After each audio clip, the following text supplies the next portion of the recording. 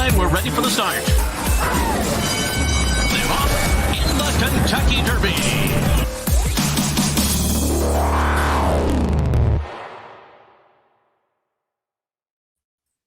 Happy Derby Day 2021. Bram, I know you love that music. I didn't see you dancing.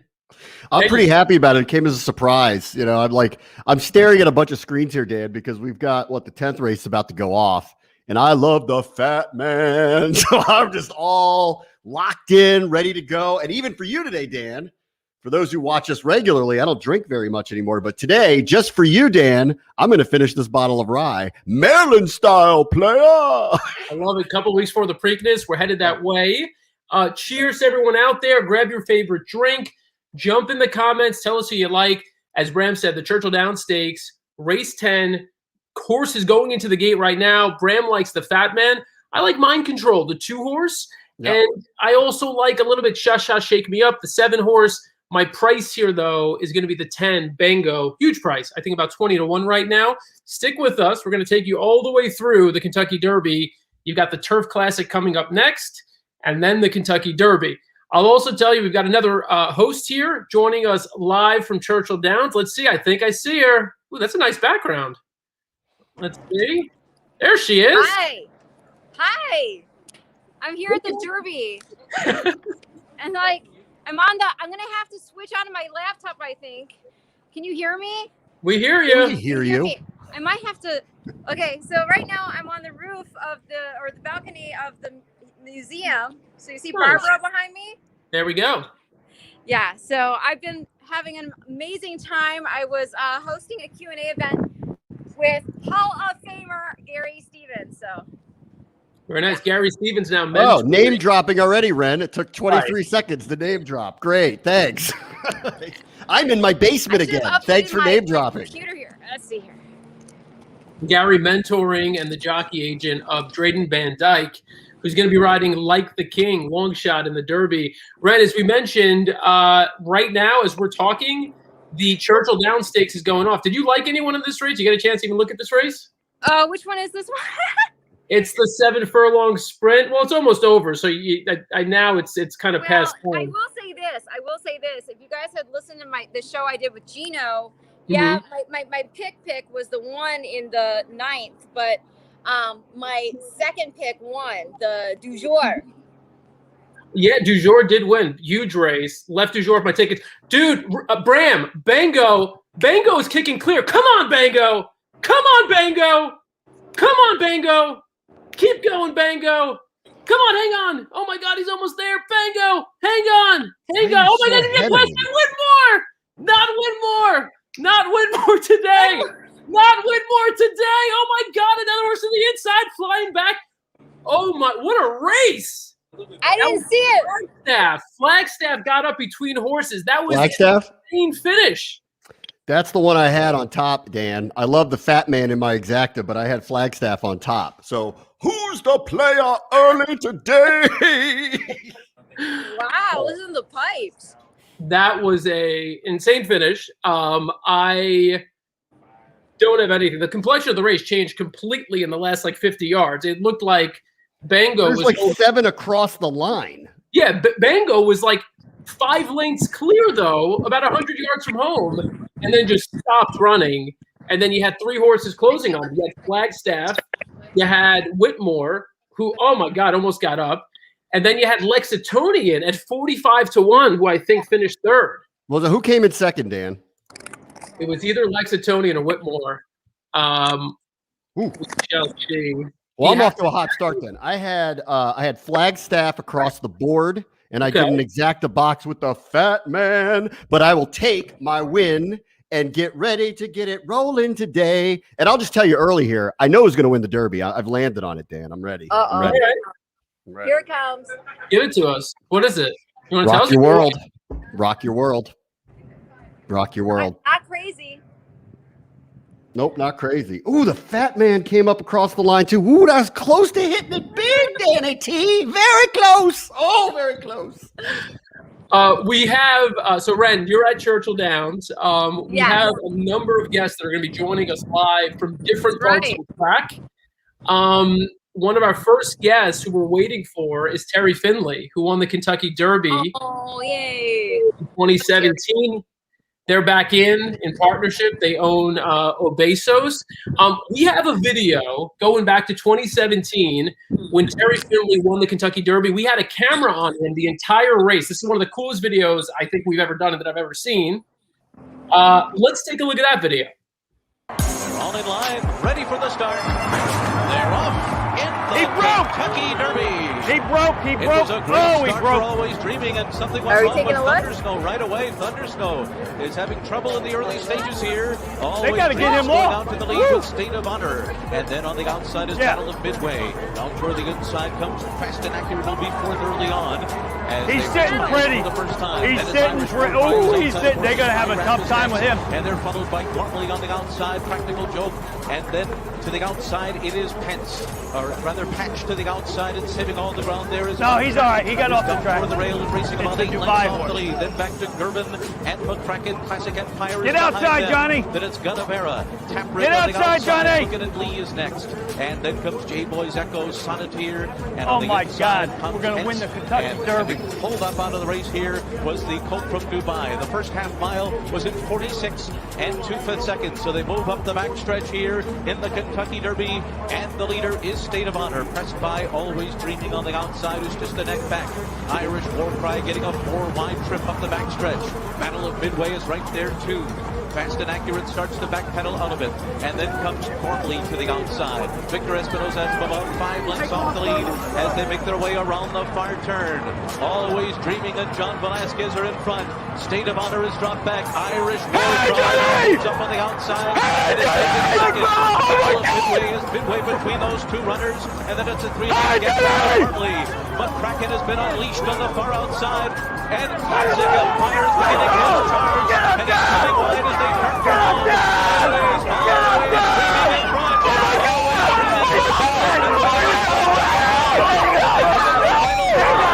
Dreaming in front. Looking at Lee, taking a big step away.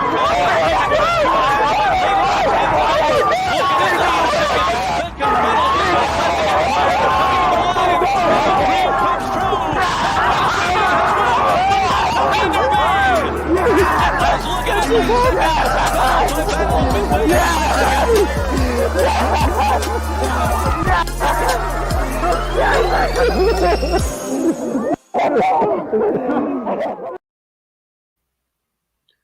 Well, that feels like Kentucky Derby. That's awesome. At Churchill Downs right now, I want to bring in Isabella Leslie. Isabella, how are you? Hey, I'm great. I'm on the track right now. I don't know if you can see the crowd behind me. We do. Awesome I have job. my heels in hand, and I'm heading over to the backside to get ready for the Derby walkover right now. Oh, wow. So it's a good crowd, good group of people, a lot of fun going on. So it's been great. We should give people a little context. Isabella is she basically runs all of our social media. So whatever you see on our social channels, that's Isabella. She's our correspondent on site this week at the Derby, with people with that same dream that you just saw come true there for Terry Finley a couple years ago. And she also happens to work for a certain trainer named Mark Cassie, who has horses in the Derby. Let's talk about them first. Helium and Soup and Sandwich. Isabella, give us the inside scoop. Yes, so we have Helium and Soup and Sandwich. They're totally different horses when it comes to training, the way they move, maturity-wise, but I love them both equally, and I can't pick a favorite. So we'll see what happens. We're super excited. Just to be a part of the Derby in general is a great experience, and not a lot of people get to enjoy it, so I'm super blessed. Hey, Isabella, can you tell me something about Helium, who won the Tampa Bay Derby and then didn't race again? Can you kind of take us through the decision making to go from there to the Kentucky Derby? You know, I wasn't part of that decision. That was Mark and the owners that agreed upon that, but he's training great. He couldn't be training better. It's just something, he had some time off in between his races in Woodbine, and he's on his A game for sure. He loves his job. And he's like a dog. We call him a little puppy. He loves to stick his tongue out and play around with you. So super cool horse, really chill personality. Isabella, you've been talking to a lot of different personalities around the track, jockeys, owners, friends of owners, trainers, relatives of trainers. Tell us about some of the people you've spoken to the last few days and what they're telling you about the horse. Yeah, so we talked to Kendrick Carmouche this morning. It's his first time in the Derby, so he's really excited to be riding in that. He was talking about how it's always been a dream of his, so to be able to be a part in it is great. Corey Lanery is riding today, and he mentioned that it's his father's birthday, so if he won today, that would be super cool. Also spoke with Mike Smith. He'll be on Midnight Bourbon. He told us a little bit about his favorite types of bourbon, how he likes to drink it. He's never been on the horse before, but that's kind of common for jockeys. They're really skilled in what they do. So a lot of good people we've talked to. We spoke with Keith Asmussen, who actually rode super stock for his father in Lone Star and won a stake race on him. And they're part owners in him. So to be able to kind of have that inside scoop and realize that what it takes to be a part of it has been really cool. All right, tell me a little bit about Soup and Sandwich. That's a tough post, 19. How do they overcome it?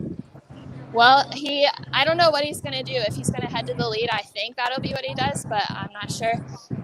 He's kind of a different horse than Helium in that mentally he's still maturing, but he's totally running on raw talent. He's a really cool horse to be around. He's not as cuddly as Helium is for sure. He's by into mischief, but he's out of a Tappet mare, and he kind of has that Tappet side to him. But I love him. I've been blessed to be able to pony him every morning, so that's been really cool, like getting to know him. And just being around horses of that caliber is really great. You know, I don't feel like there's a real favorite here. I mean, I know there's a couple that, you know, Essential Quality clearly is getting a lot of support and really should, undefeated. Like, who do you guys look at as the horse to beat in the Derby today? We have not had that conversation, to be honest, in the barn. Obviously, I think Essential Quality. Isabella's so quiet. She's not giving away any secrets. Come on, Isabella, give it up. Essential Quality, obviously, I think will go off as the favorite, especially with Mattress Mac pouring all that money into him. But I personally, a horse that's not in our barn that I like a lot is Hot Rod Charlie. Yes. I was just doing a Q&A with Gary Stevens. Okay. And so it's kind of cool because he has a connection to a lot of horses. He's got a connection to like the King because he is Drayden Van Dyke's agent. He's got the connection there to Hot Rod Charlie because he rode Oxbow. He's got the connection to Helium because he rode Thunder Gulch, who's the damn sire of Helium. Yes. Well, Isabella, we know you're doing the walk now to the back stretch. We're going to check back in with you in a little bit as you're back there getting ready for the walk over. So go do your thing, and we're going to check back in with you in a little bit. Sounds great. I'll see you in a little while. All right. Bye. Isabella Leslie there, ABR's correspondent on site, and just in time for our next guest, Mike Samich, Soma Bombs. What's up? Hey, how's it going, guys? How's everybody's Kentucky Derby Day here? Brent's having the best one so far. He's the one actually cashing tickets right now. It's a challenging today, man. These huge fields, you got these crazy finishes, a ton of photos. It's been one of those days where you're just so close yet so far at the same time. Who's the bomb in the Derby? Who do you like? You want a bomb or you want the top pick? I know I want a bomb because I think a bomb is hitting the board today. I mean, I think it's unavoidable that a bomb is hitting the board today. Sure. I've been shamelessly in love with Sainthood since the last time he ran in the Jeff Ruby Stakes. I mean, when I'm looking for a Derby horse, I'm looking for a mature horse that shows a little bit of professionalism that's beyond their years. And if you go back and you watch that Jeff Ruby Stakes, Sainthood gets absolutely shut off. I think he wins that race if he doesn't get shut off. And the fact that the horse pretty much stops and then is able to re-rally and shows that much talent, I think that means the buyer is lower than what you actually expect. If he wins that race, there's no way you're getting 50-1. I think the horse has a chance to take a step forward. If you have the pace set up front for him, I think he can run into it. And he's sneaky fast early. I mean, when I looked at a couple pace theses and he's sitting there in the top 10, he's not going to be like 18th, 19th. He's got a decent draw to get a good trip. I think Sainthood at 50-1 is a horse that could definitely hit the board. I have him to close out a couple pick fours. So if we're lucky enough to get to that point, hopefully we can have a little bit of fun with him. But he's the bomb. I think has a shot to hit the board. Yeah. Mike, as you're looking at the track today, you notice anything on the main track in terms of how it's playing that might impact the way you approach the Derby, or you think it's playing just pretty fair? I think that it really depends on the distance. So if you looked at the two-turn races yesterday, the two-turn races today, you got to be close to the lead if you're on the dirt. And so I think that means the winner is really going to come from the top 5 or 6 horses here in the Derby. The 7 furlong races have been absolutely falling apart. You saw that again there, where the speed just kind of backed up after going 21 and change there. The mile race, that was unreal performance there by both the horses in the Pate Mile. I mean, I'm just astonished they both were able to go 21 and change, be able to get the job done at the end. But yeah, in the two-turn races, I think you want to be top 5 or top 6 horses going around that first turn. I'm on Medina Spirit today. I don't really want to be on Medina Spirit, but I kind of feel like it sets up really well for him. He's run 4 of the fastest 8 half miles in any of the preps, so I expect that horse to be up front. If you go back, you watch the Santa Anita Derby, he was intentionally rated in that race. And at that time, Concertor was still on the Derby Tour. And you feel like Baffert knew Concertor was faster. So he wanted Concertor to go, and he wanted Medina Spirit to learn to rate. You don't have Concertor around anymore. Johnny V is going to send, and he's got the inside of all the speed. So I think he's going to make the rail on that first turn. And if Johnny V gets a breather again, watch out.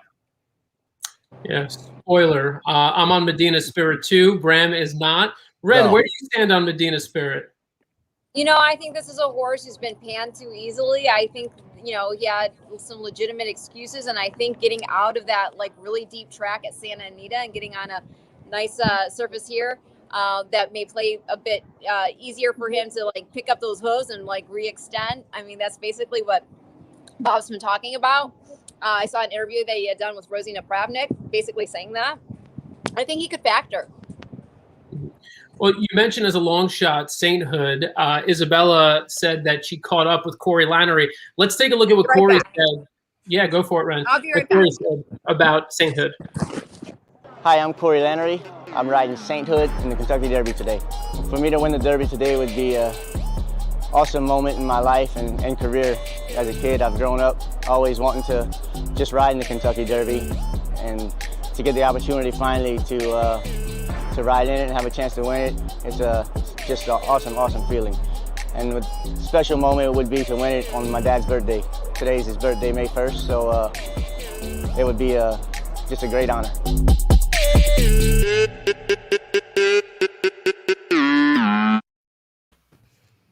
I think him getting that mount, there's something interesting there. I mean, he kills it on that track, and I don't know that necessarily matters with the class of jockeys that he's going up against and the size of the field. But I don't know. It's somewhat of an advantage. I'm with Mike here on this. He's in all of my exotic bets. I really think he's got a legitimate shot. I think he and a couple of others are we kind of don't know what the ceiling are, and therefore you cannot toss them. He did not get a bad post. So I like him a lot. And I don't know. I've been feeling all week that this could be a crazy board, like a 20-1, 30-1, 20-1 board. I don't think that's really out of the realm of possibility. If the two real favorites, Essential Quality or Rock Your World, don't hit the board, I think we are going to get something like that. And some of the other ones that are, do you like Note Agenda? I do, but I hate his position. It's kind of rendered him in a spot where I'm not so sure I like him as much anymore. And I think the odds are Tote Board's reflecting that now.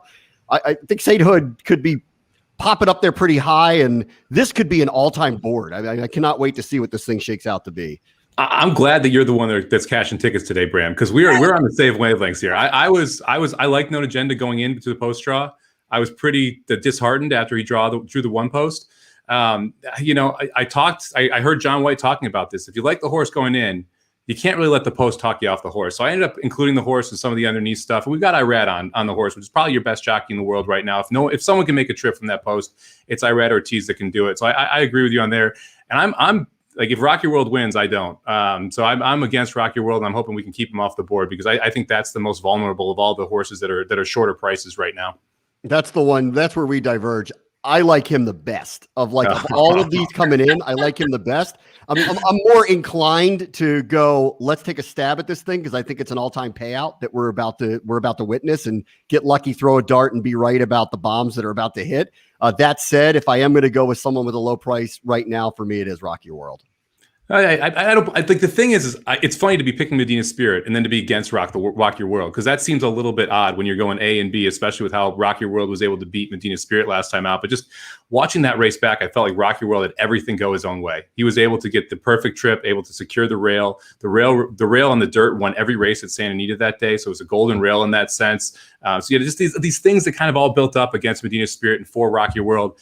I also am just scared that Rosario is going to pull a Rosario, and he's just going to kind of pull him back a little bit. And this horse is going to end up sitting mid-pack instead of where he should be, which is right outside of Medina Spirit. And all of a sudden, you're going to have this trip, and Rock Your World's going to get dirt kicked in his back in his face for the first time. It's just a lot of question marks for 5-1 for me. Yeah, my opinion is probably a combination of both of yours, which is that I think Medina Spirit is going to sit off. Rock Your World's going to sit off, but I don't think that means that he's absolutely going to just finish nowhere. I think he still factors somehow. We were talking about long shots, and Bram has been telling me for weeks, this is going to be all bombs everywhere. So what we did was we went back and we put together a little sizzle of some of the more memorable long shots in recent Kentucky Derby history. Let's take a look at that. Here comes a fleet. Alex, as he's moving between horses. Giacomo, don't get madly. Charge on the far outside. Coming down to the finish. Closing argument, short lead. Giacomo, a fleet edge. It's a 3-horse photo finish. And on the wire, it's Giacomo who has won. Musket Man is coming hard down the center of the track. And Papa comes right there too. Down toward the inside, coming on through. That is Mind That Bird now is coming on to take the lead as they come down to the finish. And a spectacular upset. Mind That Bird, an impossible result here. Maximum security. Country House 1-2 down to the line. Maximum security wins the Kentucky Derby. There is an objection that has been posted on the board, so it is unofficial. So for the first time in the history of the Kentucky Derby, the horse that crossed the line first has been disqualified. Country House wins the Kentucky Derby.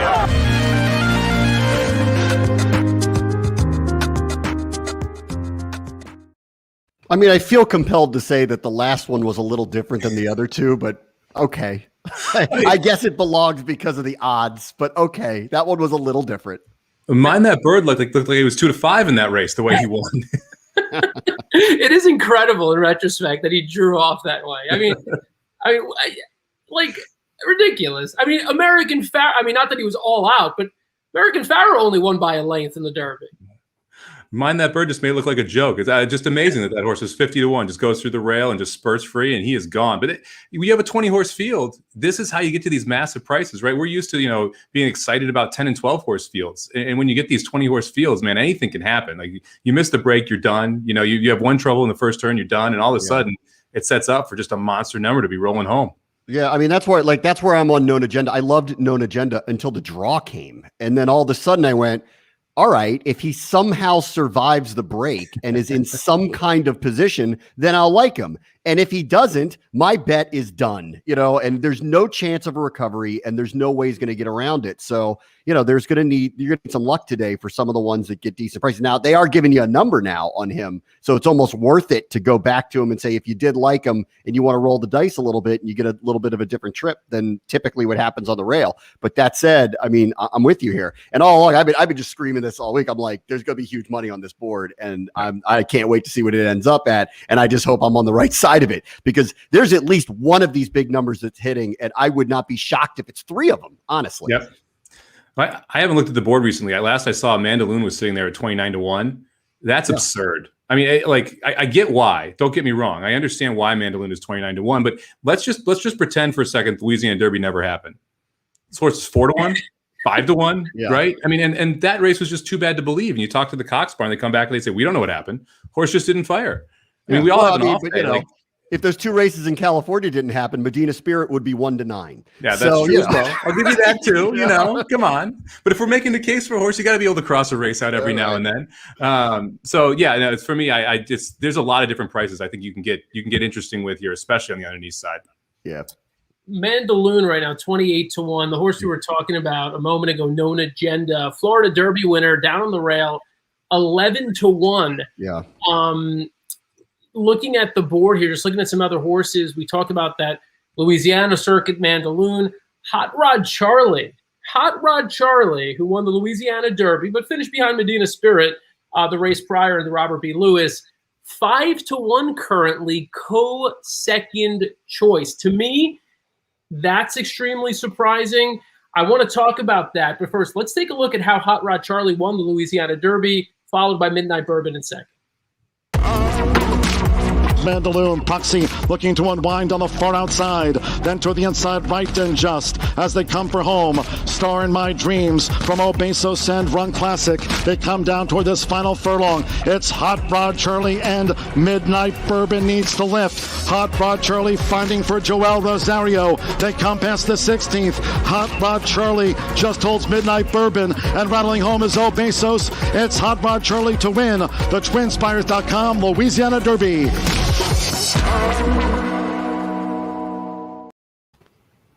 I want to bring in our next guest to jump in on this conversation.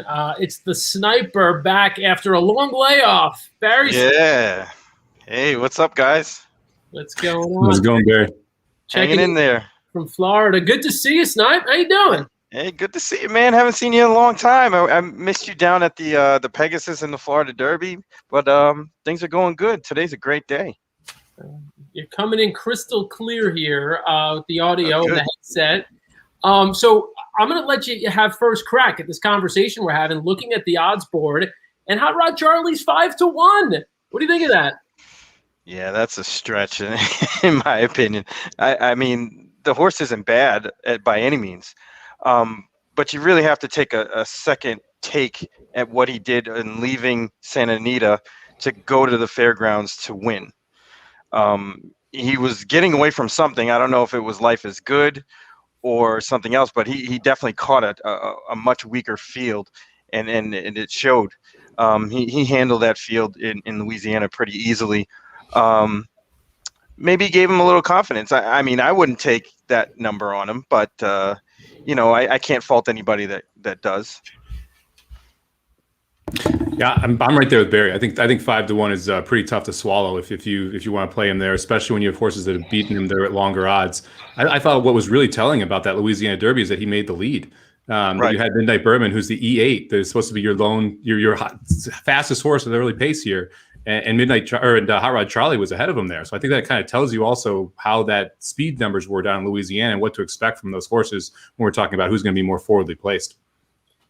Bram, I got to believe this is a case of a couple of factors on Derby Day when it comes to horses that take a lot of action.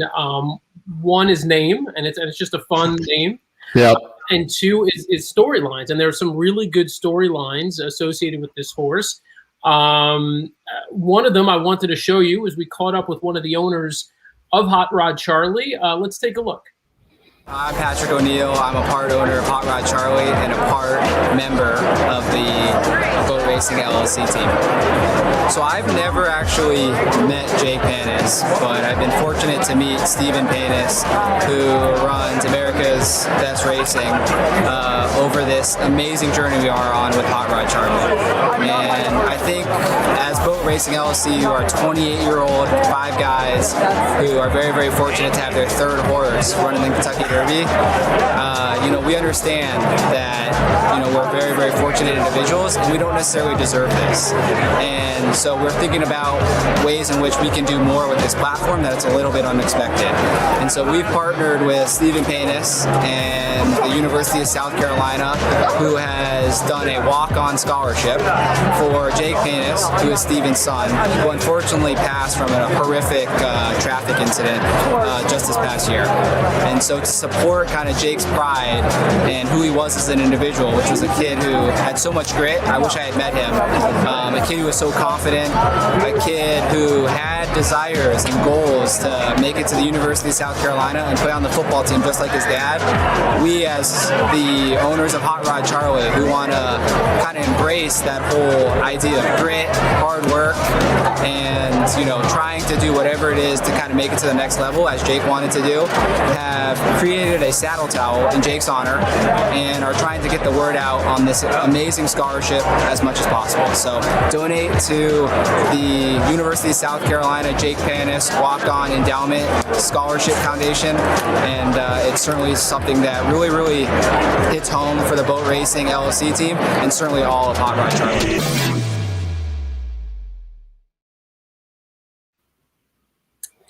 It's so I've never had any literal skin in the game with a race like this. Like, I make my picks or whatever, and I'm rooting for someone, but I've never been literally connected to a horse. And in this case, I think Dan probably agrees with this, and maybe you guys do too, because we all know Steven really well.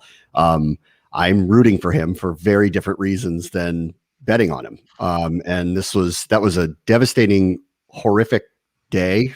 I can't imagine what his family has been dealing with. And for all of us who are very close at ABR, I'll never forget the phone call when they told me what happened. And I think it's wonderful what the connections are doing with Hot Rod Charlie. And I want him to win. So he is going to be literally in every bet of mine. And the good news is I don't even think it's a reach. I think that he's got a shot here today. And I know that all of us, there'd be some divine intervention if he were to cross the finish line first. I would be really, really amazing. And it is the first time in my life, that I actually feel like I have a literal connection to one of the horses that is in the.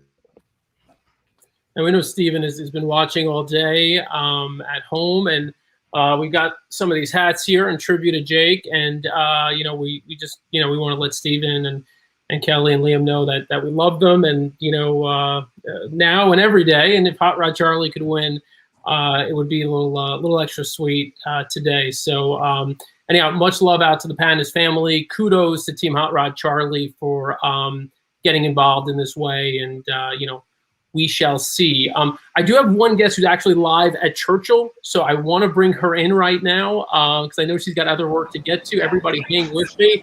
Haley Amos. Haley, welcome back to the show. Thank y'all for having me. It's good to be back.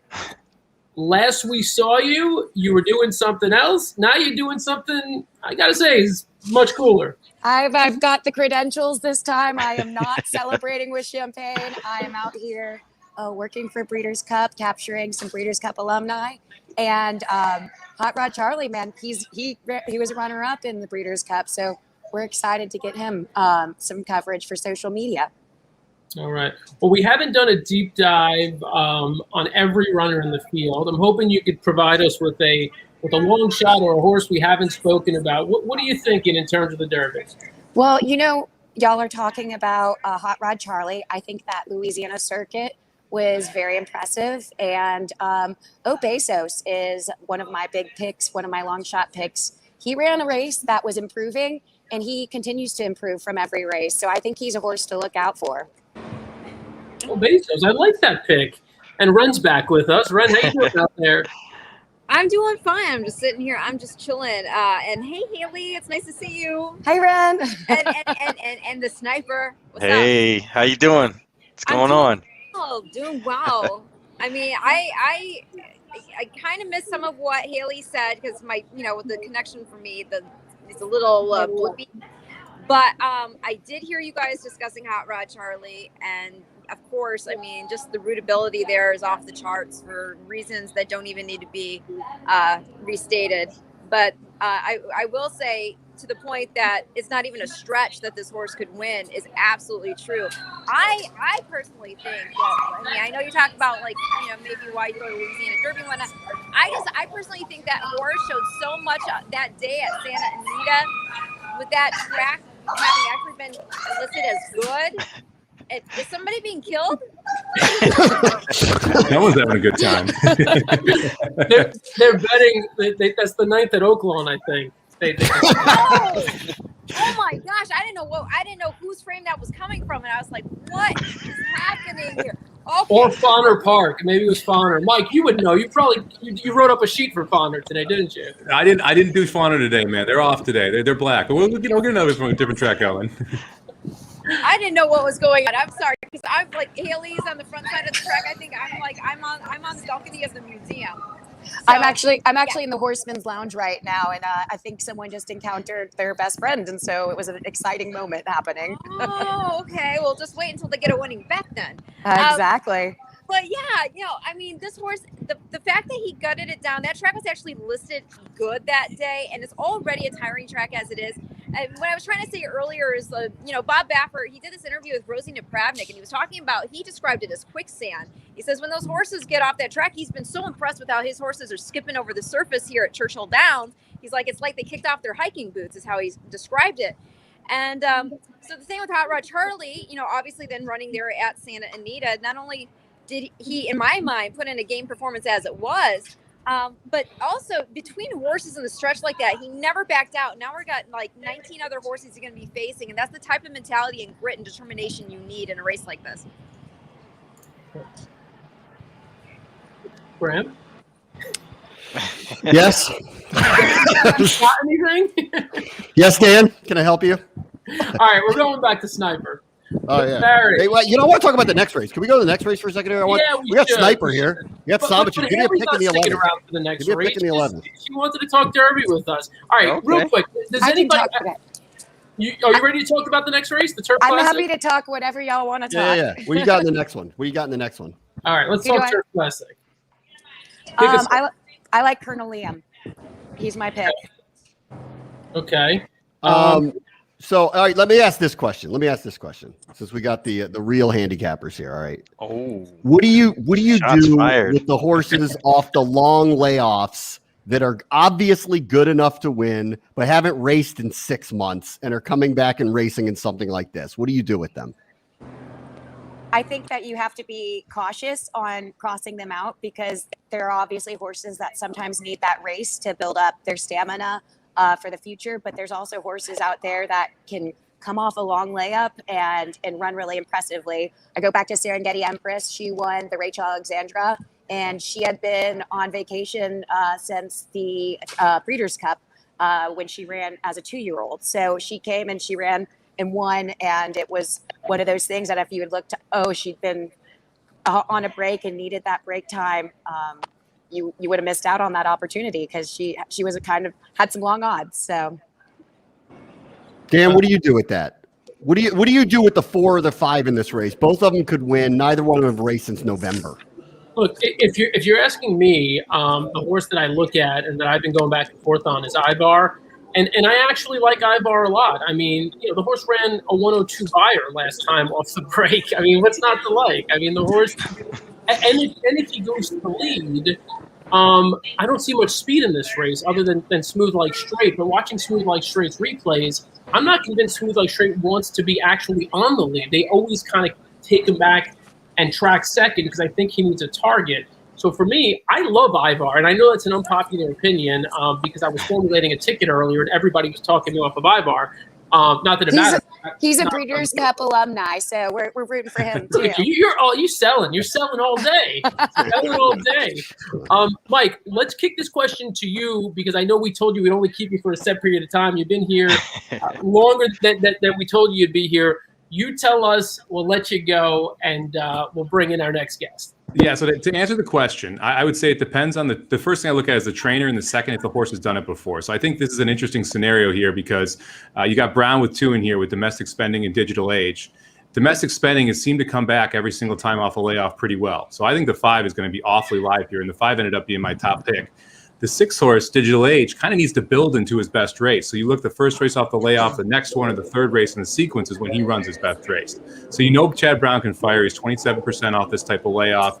So I expect domestic spending to run a big one here. I'm singled up through the 5 in a couple tickets. I'm playing the 5 and actually the 1 in a couple tickets. Master Foxhound is just bred for turf on turf. It's a Son of Warfront out of a Galileo mare. This horse should absolutely love the turf here. I think it's going to improve third star as a 4-year-old as well. So I'm on the 5 and the 1. That mare is a full sister to Magician, Breeders' Cup turf champ Magician. There we go. Even more reason then. I saw Ren perk up. I know Ren has been high on this horse. She's going to tell us a little bit more about it. But Mike, thank you so much. Before we let you go, for those who just tuned in now, just real quick, give us your top 3 in the Derby. I'm going with Medina Spirit on top. I'm going to use Essential Quality in second and Known Agenda in third. All right, love it. And where can people catch you? Samobomb18 on Twitter. Check out the Magic Mike Show podcast by the Racing Dudes. All right, Mike. Appreciate it, guys. Everyone, good luck, everybody. See ya. Mike. Take care.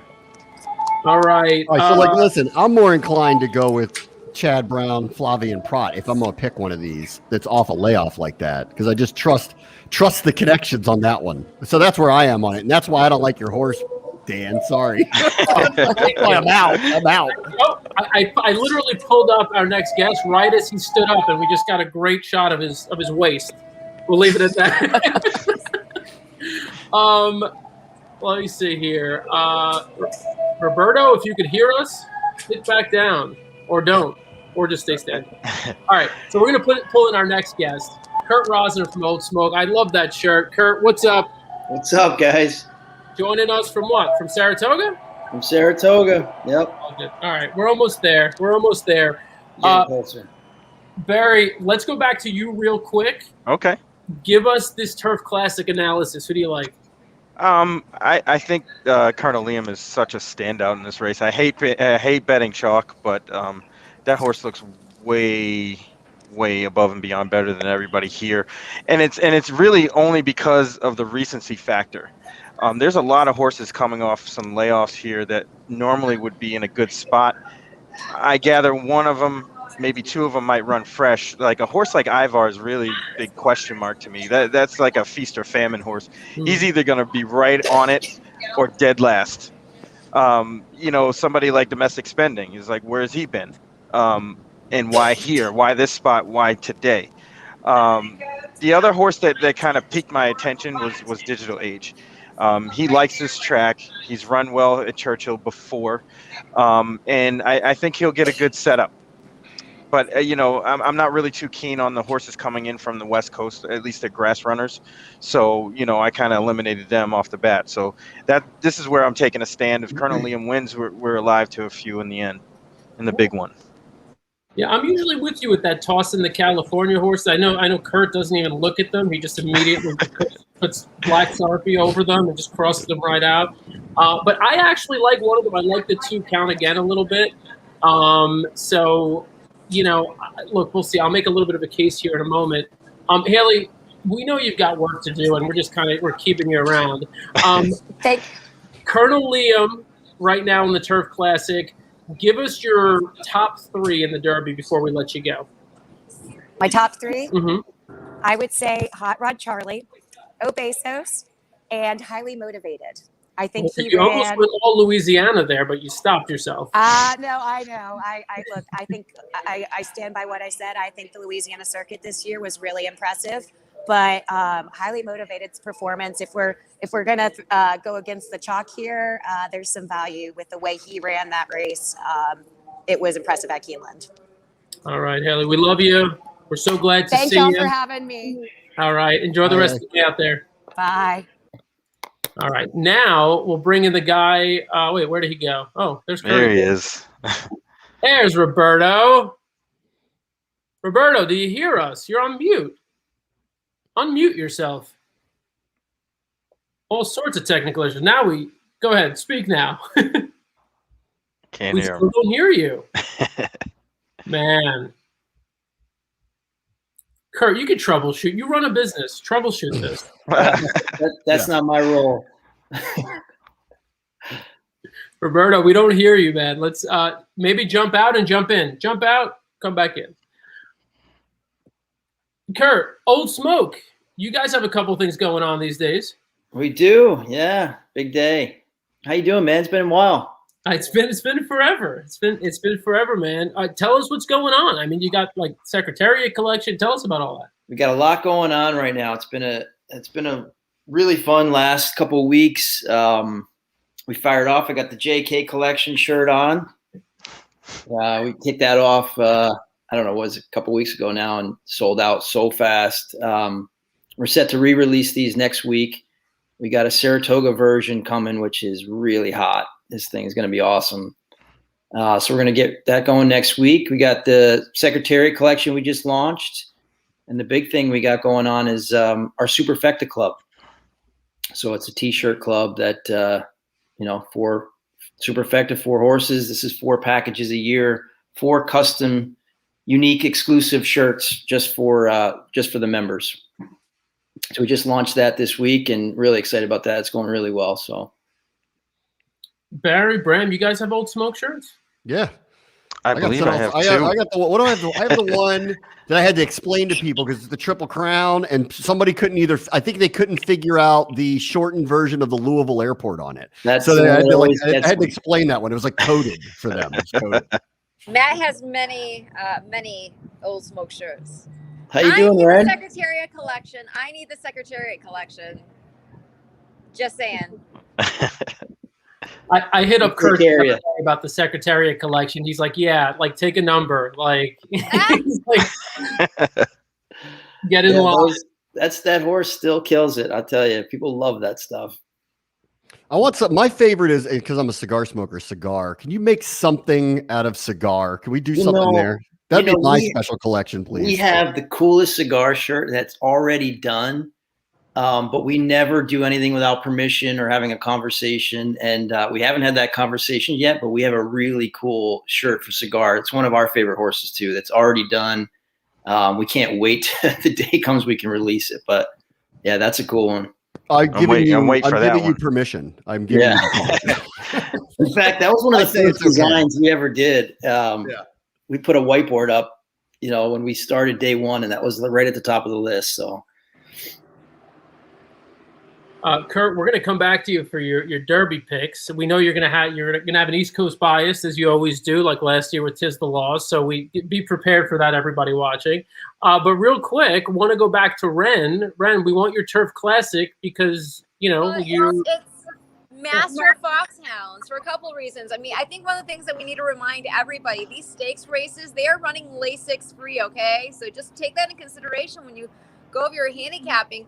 I mean, for a lot of these horses, they've already run without the Lasix, and some horses, they maybe never run without it, but they'll still run fine, even though they never have, and they're coming off at this time. But it's still a handicapping tool.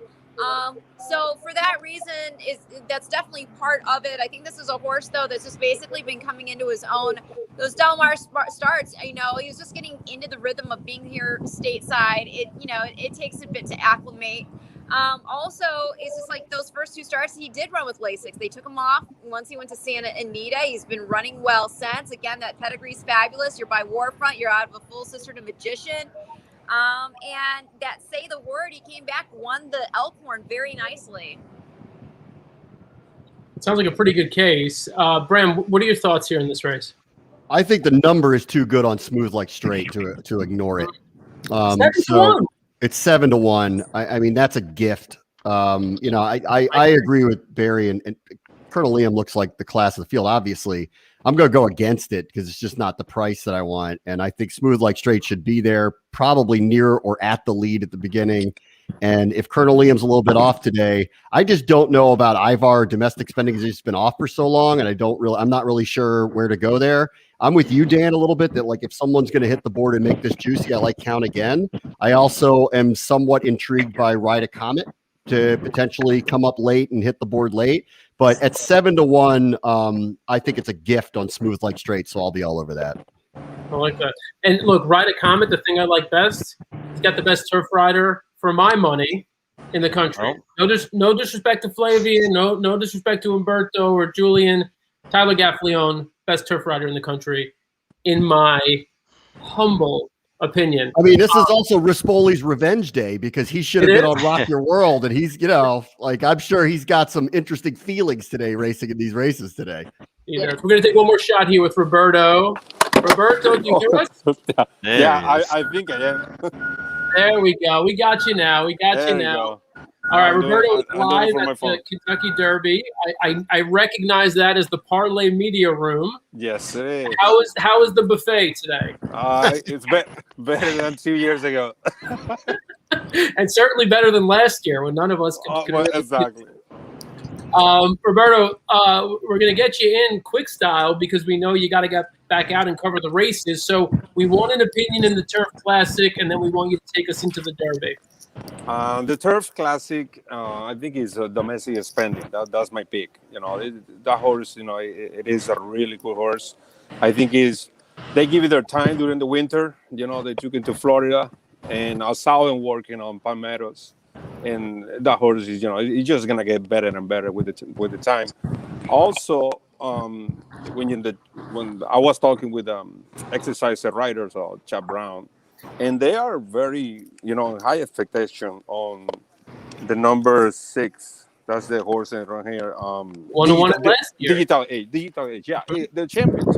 Yeah, he won the last year here. So they are very high expectation on that horse. Obviously, Colonel Lee, I think, is the horse on the moment, and talking about turf, racing. But I think domestic spending, he will show today how good it is. Okay, so domestic spending for Roberto, maybe a little bit of Digital Age, the reigning champ. Speaking of the reigning champ, as far as I know, Johnny V won the Kentucky Derby last year. He went to the lead with a horse who had speed. What do you know? He's on a horse who has speed again, and he's got a good draw. Roberto, is it going to be Johnny V and Medina Spirit, or will be someone else who's on the lead? No, I think it's going to be Soup and Sandwich, because that's the only race that he has. Okay. There is no way that he's going to, set back and wait for an opportunity. His race on the lead, Roger Ward, he showed a lot of speed in the Santa Anita Derby. Medina Spirit is going to be there. I don't think it's going to be the same race that we saw last year. Just authentic, losing the lead. I don't think that's going to happen this year, because if that happens, that horse is going to pass. He's going to put really, really crazy fraction, and nobody wants to do that in a mile of water. So I think it's going to be, a contested, lead, and that will open the opportunity for horses, in that case, the favorite Essential Quality. Remember, now we don't have that space that was created before, with the auxiliary starting gate. Now he's going to get a, better break. And I still think the No Agenda can do it. I was talking with Ida yesterday. I was talking to Ida yesterday, and I'm asking, listen, what do you think about the post position 1? And say, Potro, listen, the horse that's going to win is going to win for whatever post he started.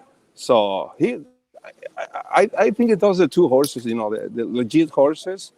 Unfortunately, we had the scratch of King Fury. That horse was working really, really good for this race. Unfortunately, got a scratch yesterday. And I mentioned to you this morning, I'm intrigued on Sainthood. It's 50-1, but I use that horse on my combination. I don't care, Probably he's going to be a part of the top pleasure strategy, to try to keep a clean path for Non Agenda. Who knows? But if that horse runs from, started slow and then finish strong, I think that horse can be in the superfecta. Sainthood, no longer 50-1, taking some action. So a lot of people thinking like you, 37-1. Yeah. Maybe you talk to them after I talk to you. I didn't say anything. Dan, stop letting people in this live stream that pump up Sainthood, because the number keeps going down. Exactly. Right? Listen, because you just this morning, you was 50-1, and 3 hours later, if somebody on here is like, I like the king. Like, great, do that. You have to learn to keep secrets, man. My bad. And look, it's no surprise your fellow Floridian sniper. He was, when you said known agenda, it was right. Seat.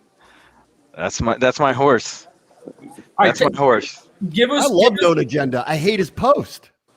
I love him. Deal with it. What's the problem with the post? What's the problem with it? I don't know. Typically, every year I see the horse in the one hole and he gets swallowed up like a tsunami hit him. And then, guess what? It's the Kentucky Derby and you can't overcome it. It's not a 6 furlong sprint in Aqueduct on a Wednesday. Listen, remember, just 2 horses have won for the post position 14, and that's the favorite. Just 2 horses. At least the post position 1, he has won 8 horses and won for that post position. So, But listen, he's in my bet, and I love him. I loved him all week. It was just when the draw came out, I went, "Oh man!" Now he's just got something to overcome. It's a tough spot. It's a tough spot to be. But listen, for that horse in that post position, whose jockey you gonna ask him to ride it? Right. I ride. True. Well, I got a hot take for you. I think that Essential Quality actually got a better draw because of who drew outside of him than Known Agenda did getting the 1. That is a hot take. Only because I think that Essential Quality is going to have to be used in order to gain position. I don't think he wants too many horses crossing in front of him. But he got no chance on Roger Warren on the start. Roger Warren fast. I think he's going to try to hang him out and let Soup and Sandwich go.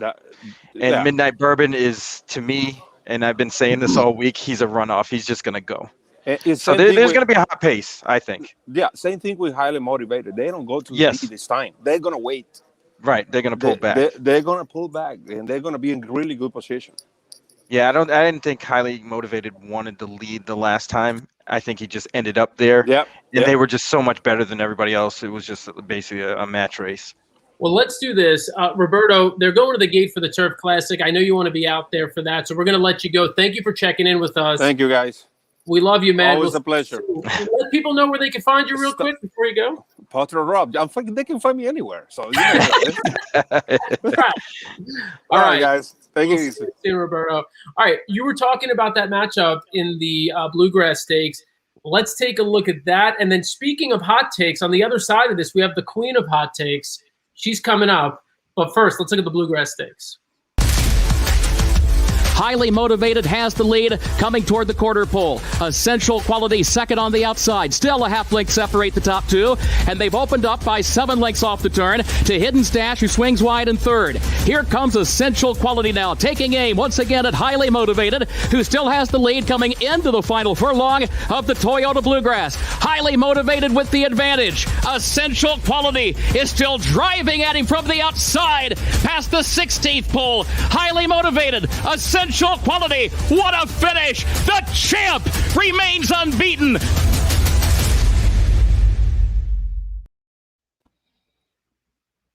I don't know. There she is, Bree. What's up? What's up? How are you guys? We are good. We are good. What do you think? What do you do with those two horses? So I'm a highly motivated fan. I think that he just looks like a Derby horse.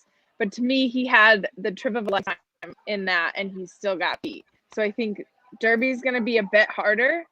And I don't know that he can have the trip of the lifetime here. And if he got beat there, I mean, I'm going to put him in my mix, but he's going to be farther down. He's not going to be Now, Dan, you know how every year when you have me on, I always have something special for you, especially with my shirt. Okay. I got something for you this year. All right. And Bree. I'm scared. Yeah. There we go. That's right. I love Representing. That was a dramatic reveal, and I could tell Kurt is heartbroken that it wasn't. The next one, next year. I got you. Next year. I got you. So Exactly. Barry Especially if you get worried- the cigar. If you get that worried cigar about me shirt, that's today. great. Because I threw up a picture of handicapping in the morning, and I just opened up my notebook, took a picture, and he of course calls it out. He's like, "Those are yesterday's PPs." I'm like, "Dude, I know. Like, I'm not capping them. I just took a freaking picture." I can tell you this. I was tipped off on that from Brian Howard. Oh, of course. So you gotta hit him up on Monday. Oh, I will. I'll hit him up shortly. Let me give you a little quick play-by-play, just briefly. The Turf Classic, the Old Forester Bourbon Turf Classic is off right now. They're about midway through the race. As expected, Smooth Like Straight is loose on the lead, setting pretty reasonable fractions, cross-border to his outside, and Colonel Liam getting a great trip down on the inside. Colonel Liam, no excuse. Tyler Gaffleone is moving, master of Foxhounds on the outside, doesn't look like it beat today. Digital Age also kind of looks to be a little one-pace. I think it's going to come down to Smooth Like Straight and Colonel Liam. Smooth Like Straight, kicking clear a little bit. Let's see. Colonel Liam now coming back at him. I think Colonel Liam might grind this out. Oh, we got some movers from the back now. There's Ivar. Ivar's not getting there.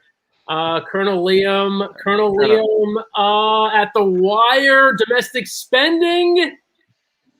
I don't think he got up. I think Colonel Liam held. I can't pick my nose today, guys. I mean, good Lord. Well, if it was domestic spending, it'll be the second year in a row. I'm pretty confident that Roberto has come on and just kind of cold decked. The exacta. Yeah, I mean, he's, it took a little while to get him on, but look, it was close. It was a photo and a very close. Gutsy run there by Smooth Like Straight. I mean, was loose up front, but definitely hung in, and I think it was a good show. Let's see. I'm taking another look at the photo. Bram, you have any feel for this photo? So I couldn't see it, So this is Archer, by the way. Say hi, The little Archer. guy. Hey. I'm Archer, and I work for the horse racing show. Yeah. Who do you like in the Kentucky Derby, Archer? That's awesome. Man, that's a close photo, man. You don't know? That's really I'm going to have you look at the form, and then I'm going to have you come back and tell me who you got, okay? Can I see it? Yeah, here you go. Take a look. Here, take a look at Archer, these. just tell him the winner. You like the winner. Yeah, it's all we want. The winner, Just give buddy. him one. Just give him one. This is tight. I mean, it could be. It's very tight. It could It's be tighter than it looked. Yeah, guy. Live, it looked Rispoli? like a 3. He likes Rispoli. That's what he Okay. likes. He likes Rispoli. That's the man. Wow. Yeah, Pletcher's in the paddock, kind of looking at. What did he say? You drink your RYE. That might be a heater.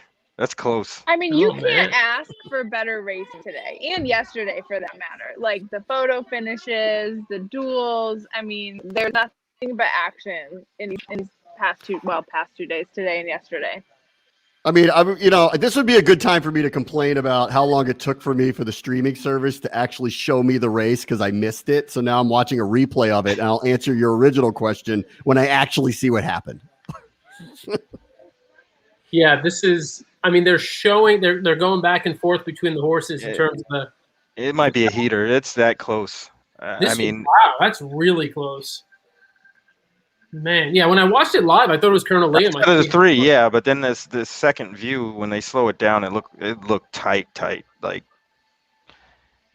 All right, while I think it's a heater. It might be a heater. While we're waiting on it, I think the 5 has just that much. He's got the edge, but They're showing the 5. We're gonna make a bet, Barry. I think it's a dead heat. I bet I'll go 5. 5's the 5. 5's winner. I got a heater. DH. I'm gonna go dead heat too. I think it's a dead heat. Oh, so I could win $10 on this? Oh. You could. Right? And 7. No one cares about 7. Bram has 7. Bram's money's on the 7. I had my money on the 7. All right, we're bringing in one more guest here.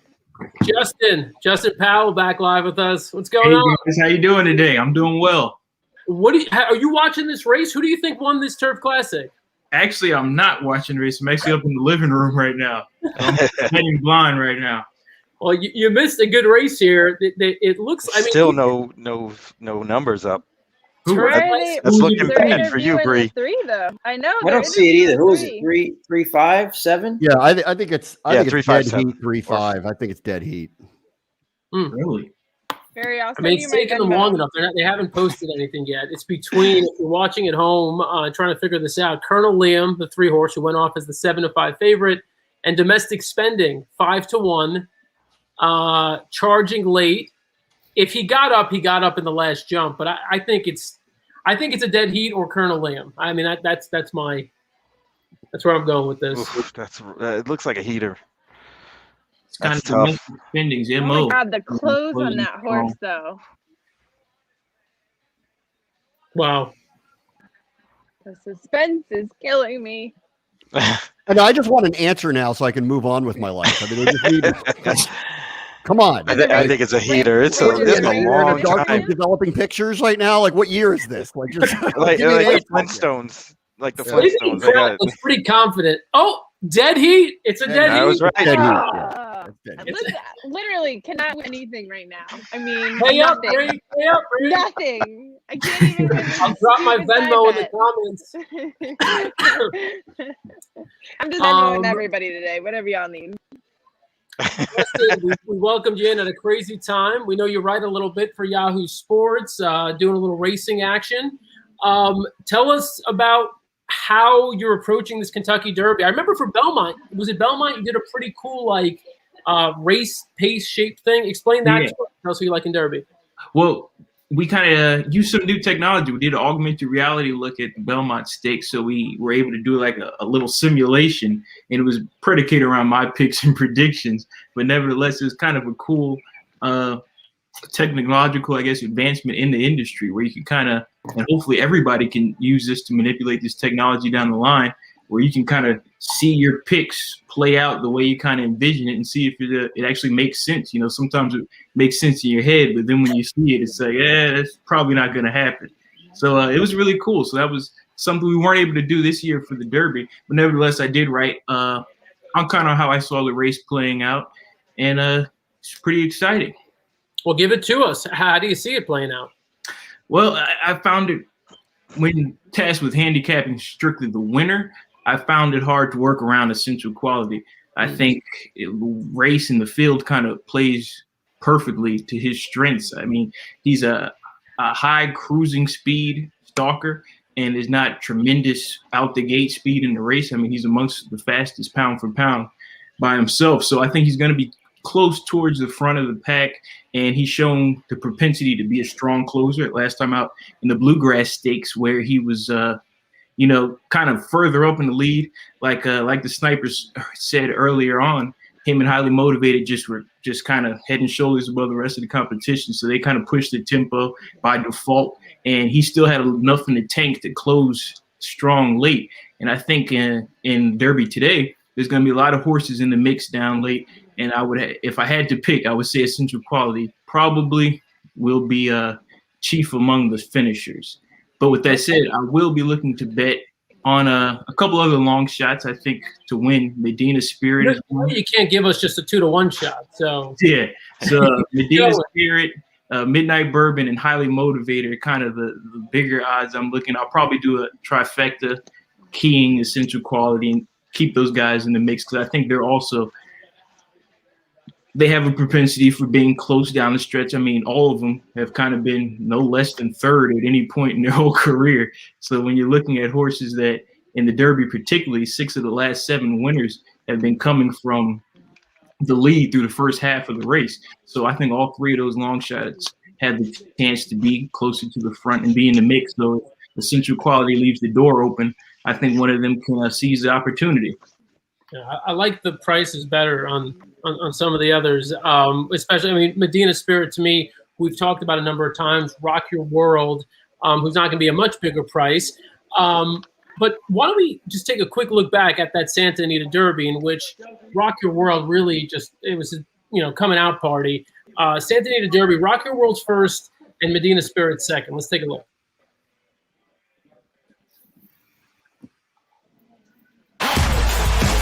At the top of the stretch, and Rock Your World hugs the rail, leads it by 2 lengths still. Dream Shake on the outside, Medina Spirit trying hard. It's Rock Your World in command. Medina Spirit making no progress, and it's going to be Rock Your World to take them all the way in the Run Happy Santa Anita Derby. He's undefeated and wins by 4.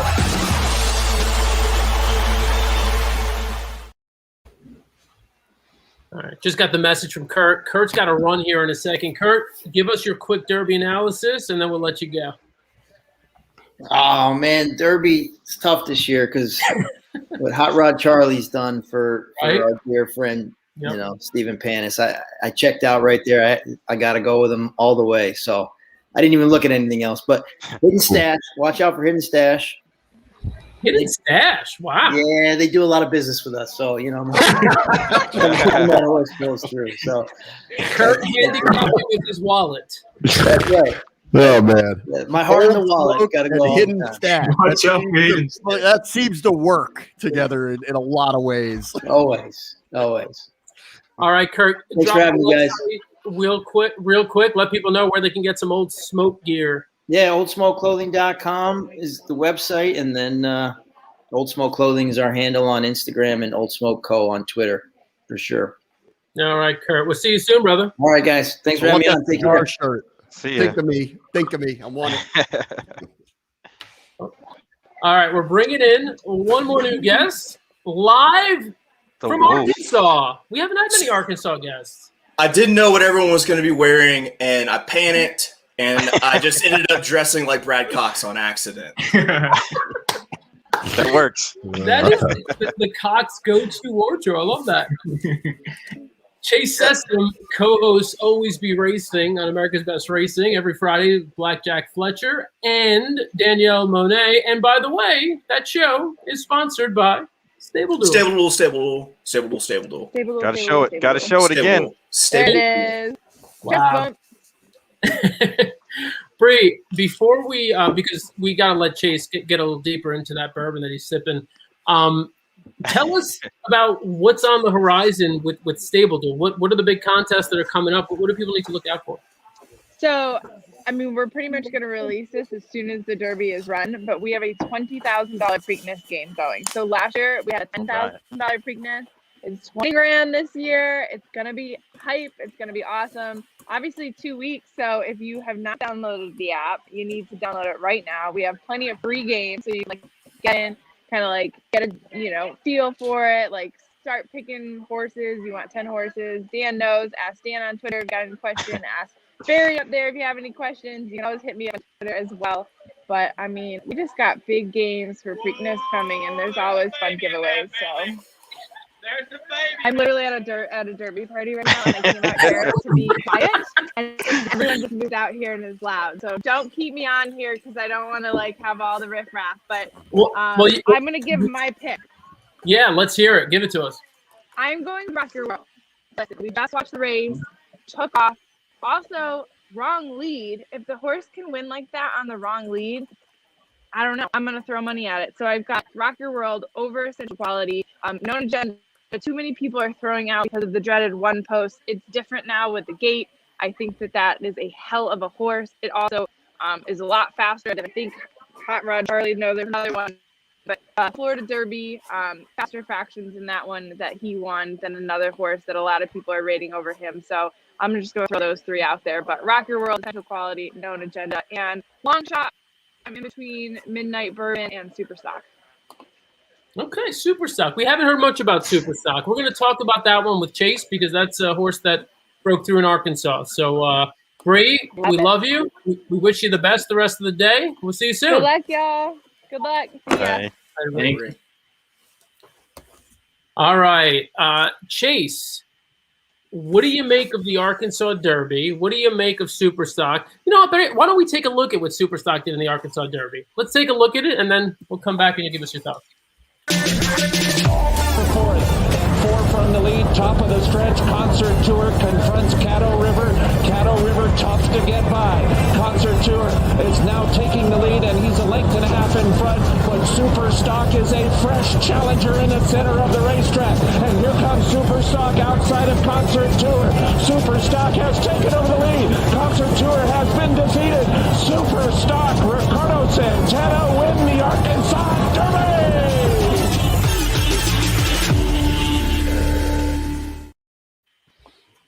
Neat horse who benefited from a fast pace and a good trip, or rising star? I think that Superstock was more than anything just a phenomenally well-placed horse by Steve Asmussen into that race. I'm going to go ahead and say that it was definitely kind of, fortune favoring him with Caddo River and Concert Tour going ahead and just burning it up on the front end. Those are two horses that had to be on the lead. And then both were probably a little bit distance compromised. You're guessing because they're not in the Derby. So I think it really just kind of fell directly to Superstock. I think it's a talented horse, but I think, this might be looking a little bit better than it probably should. Okay. Well, I haven't heard from everyone else on Superstock. Let's kick it around the room. And look, we may as well just cover the horses all on the outside who have a certain running style. They got to be sort of close. I mean, Soup and Sandwich has some early speed, 19. Superstock, you would think wants to be close enough, 18. Bourbonic, I'm not worried about. And then, of course, Highly Motivated, who you would assume would want to be at worst, in the second flight. What do you guys make of those? Highly Motivated, Superstock. We talked about Highly Motivated, but Superstock, Soup and Sandwich. I mean, do we give those horses shots given their running style? Sniper? I do not. I think Superstock was, like was said previously, the beneficiary of a absolute perfect trip. And he was all out to do it. So I don't like him at all. Same thing with Soup and Sandwich. It's very, very tough to do what Soup and Sandwich is attempting to do. I just need Soup and Sandwich to go to the lead and go fast, and it'll set everything up for everybody else. And that's what I need him to do. Bourbonic, I'm not really worried about. It's tough to be a closer, dead closer in a race that you're not fast enough to win from the extreme outside post. So he's a complete toss for me. Complete toss. Wow. Yeah, not even using him on the ticket. Unfortunately, Kendrick Carmouche, a good friend of mine, he's, definitely somebody I support. I'd love to see him hit the ticket, but it's going to be a tough task. The horse that actually, funny enough, that I do like, that has been running those kind of races similar to what Bourbonic was doing, is Keep Me in Mind. He ran huge at a big price in the Breeders' Cup, and he's been doing the same thing. So, I don't suspect they're going to try to change their tactics or anything. And if he can, kind of suck up and pass a few horses at the end, I wouldn't be surprised, and he's definitely on my ticket. That horse, that was a long time ago in a galaxy far, far away with that one. So we'll see. On Bourbonic, it feels like a lightning has to strike twice situation. And from the 20, if he got anything but 20 or 1, I probably would have felt differently about it. But because he's at 20 or 19 now, I don't like his chances. But I'll tell you what, here's what I think is like the most interesting person in this is Todd Pletcher to me. I like Known Agenda a lot. We've talked a lot about sainthood here. We don't really know what the ceiling is, and there's a distinct possibility here. I think a lot of us like him as someone who might hit the board and really change the dynamic of the payout. Bourbonic is very interesting where he is. I mean, I think he's got a shot here to surprise a lot of people with big prices, and I don't bet against his barn very often. So I think he is the most interesting kind of factor in all of this, because for a lot of reasons, I kind of want to toss some of his horses, and it's more about location of where they're leaving the gate and not about what I think their high-end ability is. But at the same time, I think Pletcher might surprise a lot of people and have a couple of them hit the board today. Well, the one Pletcher who I think is drawn well is Dynamic One, who finished second in the Woods. I agree. And if you like Bourbonic, you got to like Dynamic One too. You have to if you like Bourbonic. Let's go ahead and take a look at that finish of the Wood Memorial that Bourbonic won, passing Dynamic One in the stretch. Farther back, Bourbonic. The half mile, 50 seconds. Market Maven leads 3/4 of a length. Wayburn on the outside in second. Candyman Rocket is in third, and Candyman Rocket's move is followed by Dynamic One, who's gaining ground on the outside. Prevalence is in between horses. Brooklyn Strong is down at the rail. Risk Taking is still 4 lengths from the lead. Crowded Trade is now coming on and looking to gain ground in between horses. 3/4 went in 1:14.4. The field is at the top of the stretch in the Wood Memorial. Here's Wayburn. Here's Dynamic One on the outside. Brooklyn Strong is down at the rail, and Crowded Trade is coming on now as they come for the 8th pole. It is Dynamic One. Here's Crowded Trade on the outside. Wayburn continues to battle down at the rail, and it's a 16th to the finish. And here's Bourbonic, who was last, making a late run out in the middle of the track. It is Dynamic One and Bourbonic. Dynamic One and Bourbonic, a photo finish. Bourbonic got there.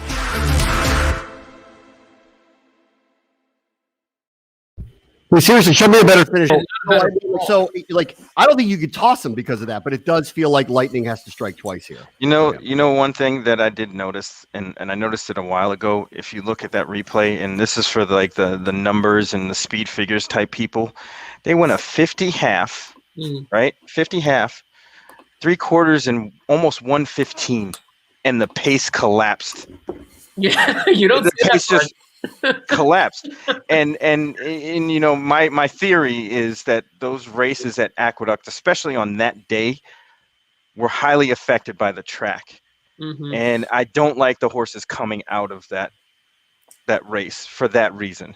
Those are some very winter duct fractions. Right. Very winter duct fractions.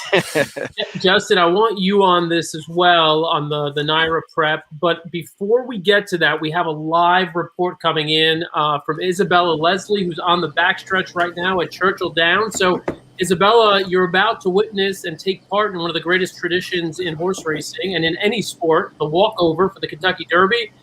Set the scene for us. Yes.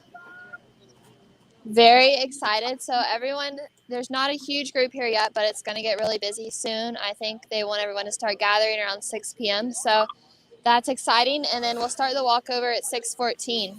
So super excited to see all the horses get over here, all the connections, everyone dressed up. It's a lot of fun. Have you done the walkover before, or is it your first one?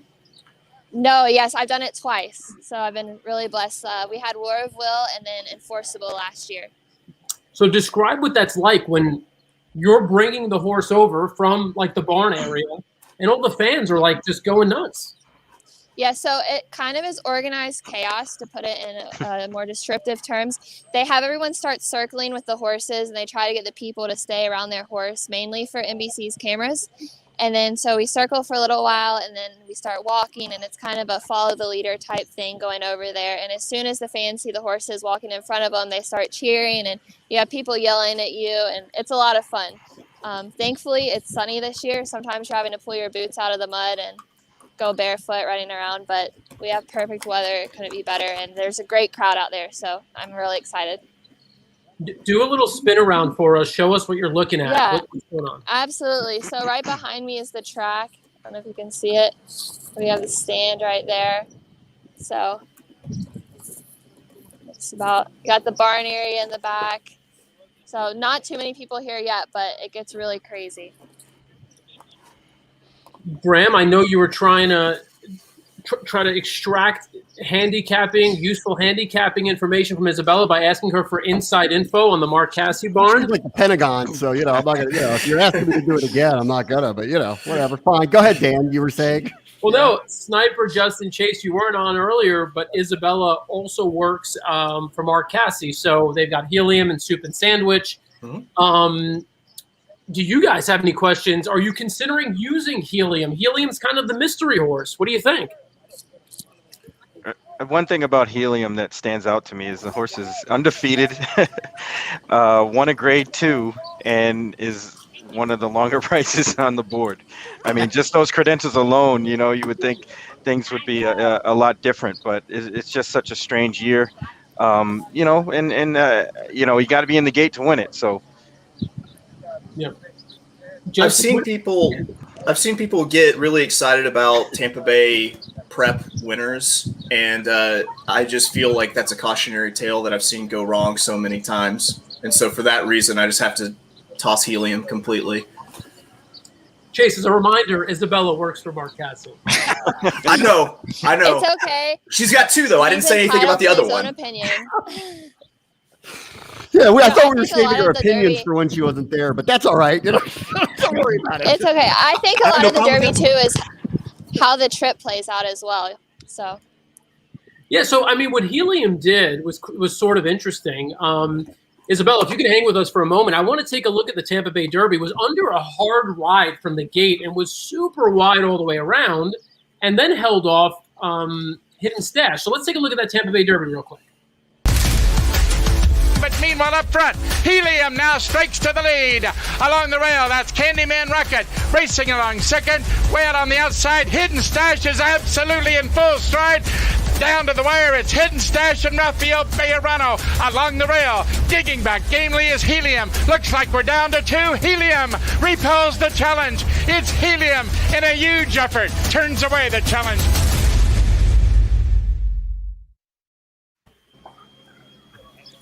Isabella, you may not know this. Chase was a French lit major, and he was very pleased. It's a minor thing. Minor. And so he was very pleased to see Julien Leparoux on Helium.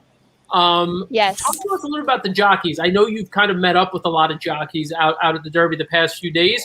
Who were you kind of feeling is exuding the most confidence right now? They're all very confident, I do have to say. As far as Julien being on Helium, he obviously hasn't ridden him in a race yet, but he's been riding him out in the mornings when they're breezing, and so he's been on him before, whereas some jockeys like Mike Smith, for instance, hasn't been on Midnight Bourbon. But like I said, that's pretty common with Jockeys. But they're all pretty confident in themselves, and there's a lot of excitement. I think there's a little bit of nerves for some of them. It's Kendrick Carmouche being his first time. Mentioned he has little butterflies, but he couldn't be more excited to be here. You got a cool interview with Kendrick Carmouche that we're going to show in just a few minutes. Before we let you go, give us one last spin around, show us the view, and you can get back to work and get ready for the walkover. So we're starting to gather a little bit more people, but yeah, what is it? Show us that little perch there that people are hanging in. What is that? So this is the gap stand. So in the mornings, trainers stand out there. I don't know if I'm trying to get out of your view. They can stand there and watch the horses, but it just overlooks this gap right here, which is where the horses enter on and off the track. So people are standing there just watching and waiting for the horses to get over here. How long is the walk for you? You're gonna make me do math. You could just say whatever, long or short. You go from the 7/8 pole to the finish line, so that's an eighth of a mile plus. Are we saying maybe a quarter mile?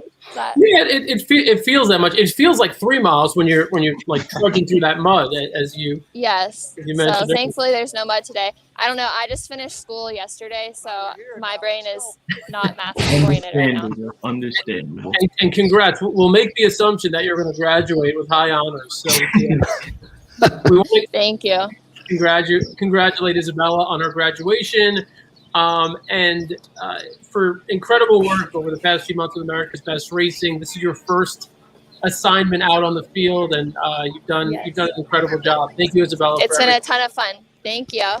All right, good luck. We'll see you soon. Thank you. I appreciate it. Dan, I'll tell you, this sport is different. They allow access that other sports really typically don't, and we got to do the walk. I got to do the walkover a couple years ago.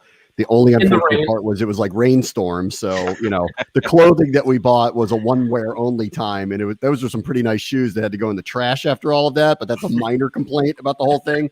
That was seriously one of the most memorable things I've ever done in my life. When you do that walk with the horses, with the trainers, you can feel the tension. And then there's all these people dressed to the nines with their phones up, taking pictures of you as you make this walkover. It was one of the most stunning and unforgettable things that I've ever had the privilege to do. And I had no business being there. Like, I have no connection to any of these things. I'm just like, I got the pass and I got to do it. I felt like I snuck in, and did like one of the coolest things that's ever happened. Well, good way to brag and just let everyone know how amazing your life is. Yeah. You did it too. What are you talking about? I was right there with you. It was awesome. Let's go to the back side of the track. Now let's go to the front side of the track and our good friend Nikki. Nikki, what's up? You're by the paddock there? Hello, everyone. Yes, I'm at the paddock, and I have a guest too. So I didn't. You have guests. We weren't expecting this. Tell me you have Mike Ivor on like last time at Gulfstream. Oh, well, this is Nanette. And this is Sean. Hey, how's it going? This is my boys. And the boys? Well, those are yeah. The boys. And the boys. Everybody knows the boys. The squad, as we like to call them. Which boys are those? Are those the same boys that own Hot Ride Charlie or different boys? No, absolutely not. Those are some random strangers that are really good guys. just a problematic crew of bachelors, really. Yeah. Important to note, it is now 5:57 p.m. on the East Coast, which means we are exactly 1 hour away from the gates opening for the Kentucky Derby. Tell us, guys, you're by the paddock there. What are you seeing right now? We're seeing a lot of anticipation. You can tell that people are excited about this race coming up, the 12th race for the 147th Kentucky Derby. And I know our boys, they may be in their mid to late 20s, but they are ready to go. They've got their game face on. They got the competitive spirits that are just flowing, and they couldn't be more excited. All right. Well, first of all, give us a pick. Who's the pick now? Who's the trifecta for the Derby out there?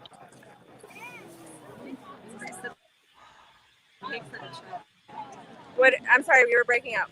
Yeah, Nikki, who do you like? Who's your Derby top three? Oh, who do I like? Well, of course, Hot Rod Charlie. I mean, you can't leave him off your ticket. We also like Medina Spirit because it's Bob Baffert, and he's going to send, and he's going to be up to the lead. Known Agenda is the only other horse in the field with the triple-digit buyer, so you can't leave him off. But my actual long shot of the day is Sainthood. I really like this horse. He won last time out. You know, he showed that he has what he can to compete. And I mean, the connections are there, and it's Todd Pletcher, so you can't leave him off your ticket. We get a lot of sainthood on this show. This show has been heavy sainthood. We'll see. We're looking for a long shot, and I think that's sort of been the consensus long shot on this show so far. Yeah, and I mean, it's the connections of Justify with the China Horse Club and Windstar. So I mean, it's all Derby. Baffert. I mean, you can't leave these big names off your ticket. That's what I think. I mean, they know what it takes to show up on big days, and they bring their big games. Nick, is there any action behind you in the paddock? Are people starting to gather in the paddock yet? Can you see it? Hang on. Let's see. Let's go full screen. All right, a little bit of action. It's not that busy yet. I mean, there's people here, but I mean, they haven't done the walkover yet, so there's still, you know, but it's definitely filling in for sure. What are some of the biggest differences you noticed from this Derby and Derbies pre-COVID? This is actually my very first Kentucky Derby, so surprising. But so I mean, everyone says it's so nice that there's not so many people here and it's not so congested and not everyone's running into everyone. But I mean, for me, this is my first Derby experience, and it's been the most incredible experience ever. But it's definitely not congested or a lot of people. Nice. All right, we are under an hour now until the post for the Kentucky Derby. I'm looking at NBC right now, and I see that there is a crowd migrating towards your area. So look out for people heading your way. Bram, any questions about kind of what's going on site? Yeah, what's going on site? Well,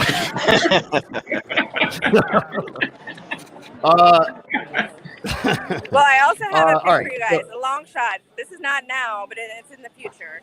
So Hidden Scroll is going to run his next big race to show Andy Sterling for my friend Mark DeTample. So Hidden Scroll's next race, don't leave him off your ticket.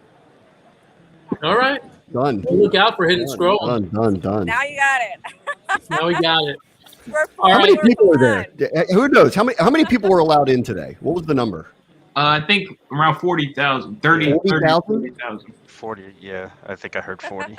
Nikki, does it feel like 40,000 people are there? No, not at all. No, it seems. I mean, it seems very empty. I didn't have to wait in line for a drink. I didn't have to wait in line for the bathroom or to get food. So that's kind of like, that's not what I was expecting for the Derby. It's not pouring down rain. It's not a Derby I thought.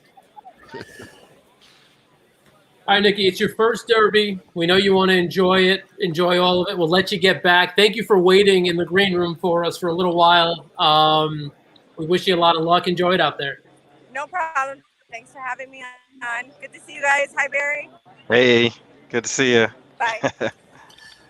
Barry? I thought you were the sniper. Same thing. Some people call me Barry. That's my government name. Let's bring in our next guest. It's the Uber Ellis. Ellis Starr. What's up, Ellis? Hey, Sniper. Hey, everybody. What's up? There we go. Hey, Ellis, my man. By the way, we've had Sniper in for like 6 hours now. So, Sniper, if you've got to leave, you just let us know. We're just all right. Yeah, I probably got to run. All right. Well, give us just recap. Top 3 horses in the Derby. Top 3. You got Known Agenda, highly motivated, and Keep Me in Mind as the way downtown long shot. I like it. Keep Me in Mind. Keep Me in Mind is one that not many people have talked about, so I'm glad you brought that one up. Look, the horse was right there with this crop last year. It has not shown it this year, but if for whatever reason his form reverses just a little bit, and I think he had some excuses last out as well, I wouldn't be shocked. I would not be shocked. That's what I'm hoping for, like the commanding curve type move from a few years ago. I like it. Keep Me in Mind, the 4 horse, currently 44-1. So if you're playing the tries and you want to roll with the Sniper, all right, the good old 117.4. There you go. I write like common. Everybody's favorite numbers. All right, Barry. Thank you again for sharing the past 19 hours with us. And my pleasure. Always a pleasure, Dan. Hopefully, right. We'll get you down here to Florida soon, and we'll meet up at Gulfstream. Hoping so. All right, enjoy. Good luck. All right, nice meeting you all. See you. All right. Ellis. Not my fault he left, right? Who's that? Not my fault he left, right? Yeah. What did you do, Ellis? Ellis, I usually do this thing where I bounce around a little bit. Even though Chase and Justin have been in for a while, we haven't gotten to do a real deep dive with either of them. Justin did give us his selections for the Derby. And Justin, you're talking about kind of projecting how this race is going to unfold a little bit. As we get closer, what is your take on if there's one horse that's going to close at a big price, who is that horse? And do you think it's the horse that Sniper completely dismissed, potentially Bourbonic? Well, I guess going back to our conversation about Bourbonic and Soup and Sandwich, I didn't think they quite have the speed to keep up. I mean, it's admirable the performance Bourbonic had last time out. He closed extremely strong. You can't underestimate his switch to blinkers. Since then he's kind of been 1-2 his whole stretch of the way. But as far as the speed goes out the gate, I kind of think the pace is going to be a little too fast for them to keep up. I don't expect anything outside of that highly motivated, Medina Spirit, Midnight Bourbon at kind of 12-1, 10-1 kind of range. I don't expect anything extremely crazy. I know Bram said this was going to be bombs all over the place. So, I mean, it could happen, but I just don't think the pace is going to be to the point where, the class of the race are going to be fatigued or not able to close strongly. So with that, I still think Essential Quality is kind of, I can't really go anywhere else if I'm objectively picking a winner. Betting wise, I might switch some things up, but I can't really look any other way. Chase? Well, if we're going to talk about a closer that we think could actually get up and get a piece at a huge price, it's someone I haven't heard this name thrown around a lot, but I'm actually a fan. Is Bezos. Looking at the horse, this is like one of the only weekends of the year that I'll look at like thoroughgraphs and really like get in my workout reports and everything. But the horse, competitive figure on thoroughgraphs. When you look at the workout reports, getting better workout grades than Medina Spirit, which it is disturbing when a Bal Baffert horse gets a B in his workout report on daily racing form. So that makes me kind of off of it. But yeah, Bezos is a horse that I'm probably not going to use on top, but I absolutely love using that horse underneath and second and or third in a trifecta as one of those just kind of blow up the tote, dink into second or third closers. I'm with you. I mean, he's the closest thing to a deep closer, from the clouds, who I've got in my top 6 or 7, where I think potentially if everything breaks right and gets clear run, he can be there. But we have spoken a ton about Bourbonic, and we've spoken about Kendrick Carmouche, who, after this incredible career, which started really on the smaller circuits, riding at Parks and riding in the Mid-Atlantic, worked his way up to New York, got his first Grade 1 win last year, came back, got his second Grade 1 win this year in the Wood Memorial with Bourbonic. We caught up with Kendrick, who's just absolutely having a blast at the Kentucky Derby, and we're so happy to see him there. Let's take a listen to what Kendrick had to say. My name is Kendrick Carmouche. It's my first time riding in the Derby. Just getting used to the track. Just relaxing, man. Just chilling, waiting on the roses, brother. Just patience, Sit down, listen to some music, and get in your mind, get in your head about this game.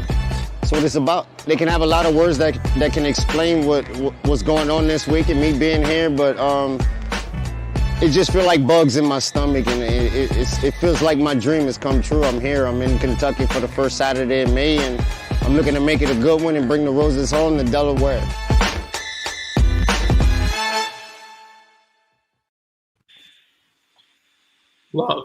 Love Kendrick Carmouche. Ellis, what do you think? We're talking long shots right now. We kind of work our way back, start with long shots, and then go with logicals. Well, I always take the liberty of reducing the race down to 6 horses that I think really one of the horses is going to win. And usually it's the favorite, unfortunately, and that's because I'm a contrarian. I'll put the horse 3rd or 4th. But of those 6, I got to start with Dynamic One if you're looking for the long shot and the closer. Over Bourbonic a little bit, over Superstock a little bit.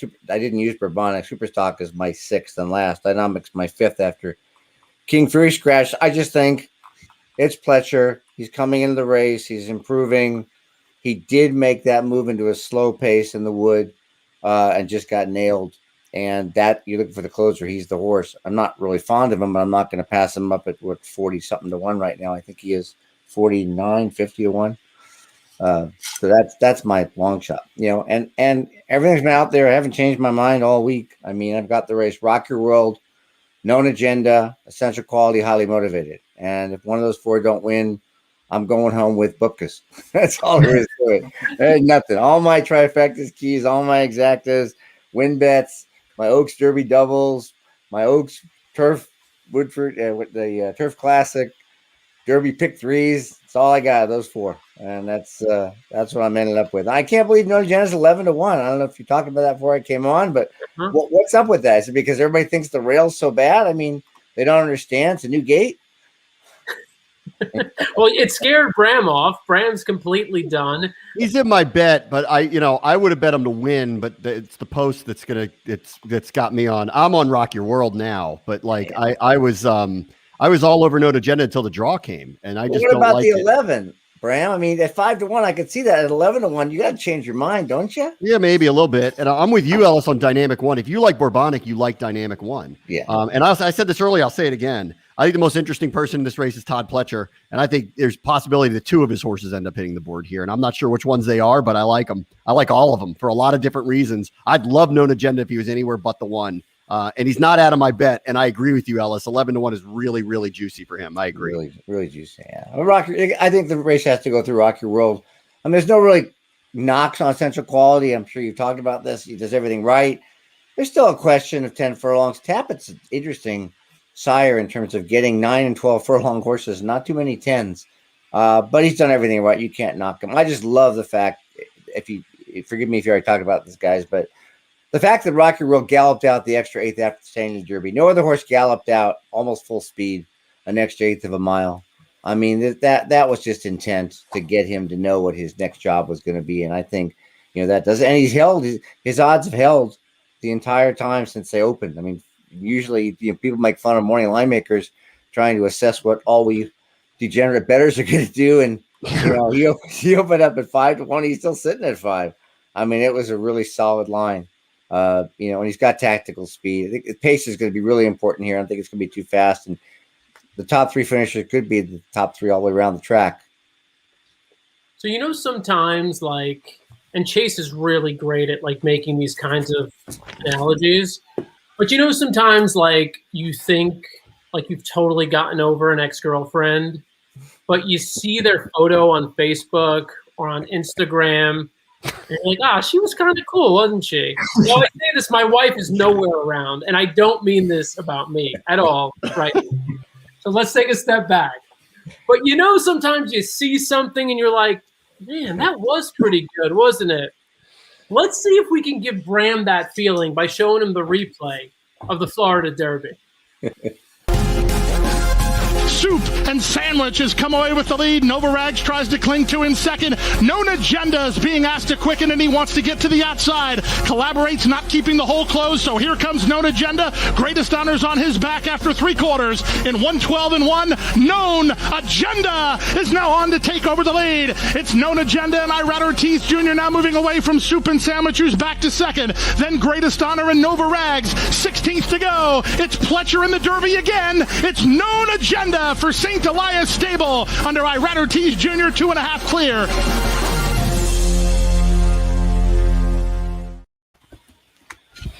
Think you want to get back together, Bram? All right, fine. But I mean, I was never off him. I mean, that's the thing. I was never off him. I just don't like where he's placed. That's all. And fractions matter. This type of stuff matters. If he gets a bad trip, he can't win. So that's all it is. I love him. I love him. He was the one. I told you this on Monday, Dan. I'm like, don't talk about Known Agenda because we're going to get a good number with him. Everyone's going to talk about Essential Quality. I love Known Agenda. And then the draw came. And then all of a sudden I went, all right, I like Bourbonic too. And I hate 19, where he's coming out of now. So, you have to change your opinion. So Bram, I got 2.5 words for you, Bram. Yeah. 2.5 words. The 2.5 words are Irad Ortiz Jr. All right. 2.5. The brothers there could go 1-2 in this thing. I mean, that wouldn't actually surprise me. I've said all week, look, if Known Agenda gets away 10th, I'm going to feel like the biggest idiot in the world. But if he gets away 4th or 5th, it's going to be game on between him and Rock Your World. But that's what this is. Like the dice roll is you have to bet he's not going to get a terrible break and get caught and swallowed up. And at that point, he can't win. So if he gets the right break and he's in some kind of position, he is definitely going to win. And I agree with you. 11-1 is a great hedge for that. I just, history suggests it's trouble to be in there. And if it doesn't go his way out of the break, then we all lose. Right? And that's why I'm leaning way more towards Rock Your World, because I am less concerned about what's going to happen at the break. Well, I want to point out that the horses outside of him, 2, 3, 4, 5, and 6, have no speed. So I can't see him not getting away 4th or 5th. You got Obesos doesn't know speed. Sainthood, keep me in mind to mention who they are. Brooklyn Strong, Like the King. Mandaloon's got tactical speed. Medina Spirit, Hot Rod Charlie, Midnight Bourbon. You got 4 horses that may come over. I'm just saying I've tried to think this through, and I don't think he gets away worse than 5th. And that's the reason why I left him in. And I think right now he's just tremendous value. I agree. We've got a ton of comments here from viewers sharing their picks. Let us know who you like for the Kentucky Derby. We posted earlier, we're getting a lot of questions about will the race actually be shown here? We do not have the rights to show the race, but we did post a link to where you could find it. And really the short answer is you could find it on NBC or NBC Sports. So if you're looking for the actual race, we'll be here as your second screen, taking you right through the race and reacting. But if you want to watch the actual race itself, that will be on NBC nationally. So you can check it out there. Justin, I know you got to head out in a few minutes. Want to give you a last word here before you leave the stream. We appreciate the time you took with us. How are you going to actually structure these bets? Remind people who are just tuning in who you like in this race. Well, thank you for having me, first and foremost. It's good to be back. Like I said, I'm fully vaxxed and ready to get back to the track. So that's gonna be coming up soon. But for the Derby coming up, I couldn't work around Essential Quality, so I have Essential Quality up top of my trifectas, and I'm gonna rotate underneath Highly Motivated, Midnight Bourbon, and Medina Spirit. I really think they're just gonna be up on the lead, to be honest with you, or close enough to. If anything crazy happens, I think they're most likely to benefit from it. I'm gonna do win bets on them as well, and I hope that plays out well for me. Although Ellis kind of had a really heartwarming, if his 4 horses don't come through, he loses basically everything. So, I'm kind of rooting for him, to be honest. Ellis can afford it. That's else you need to be rooting for. Right. But, I'm excited just to, to see the race again. And it's exciting to see people in the stands, to see us talking about it. So it's really cool. And I'm looking forward to I'll probably be out at the Belmont, so hopefully Essential Quality to be ready for a Triple Crown possibility by then. Oh, wow. You're thinking long term already. Yeah. That ain't happening. Concert tour is going to ruin it in 2 weeks. Yeah. Well, we'll see. But thanks again for having me, guys, and enjoy the rest of the day. All right, Justin. Good seeing you, man. We'll talk to you soon. All right. So the 4 of us for now, we are expecting a few more guests to jump in here momentarily. We will have more guests, a couple of whom Chase will be a lot more comfortable with. He's like, who are these 3 dudes I'm with right now? Like, these are not the people I usually work with. Sadly, this feels like the safe space, weirdly enough. You're going to get your friends coming soon. They're on the way. Of course, Danielle, as always, can't find the feed. She can't get on. She can't get on TVG. No one has been locked out of her TVG account more than Danielle. So Danielle, jump in. Bram will do the race call for you so that you got something. Well, I don't know about that.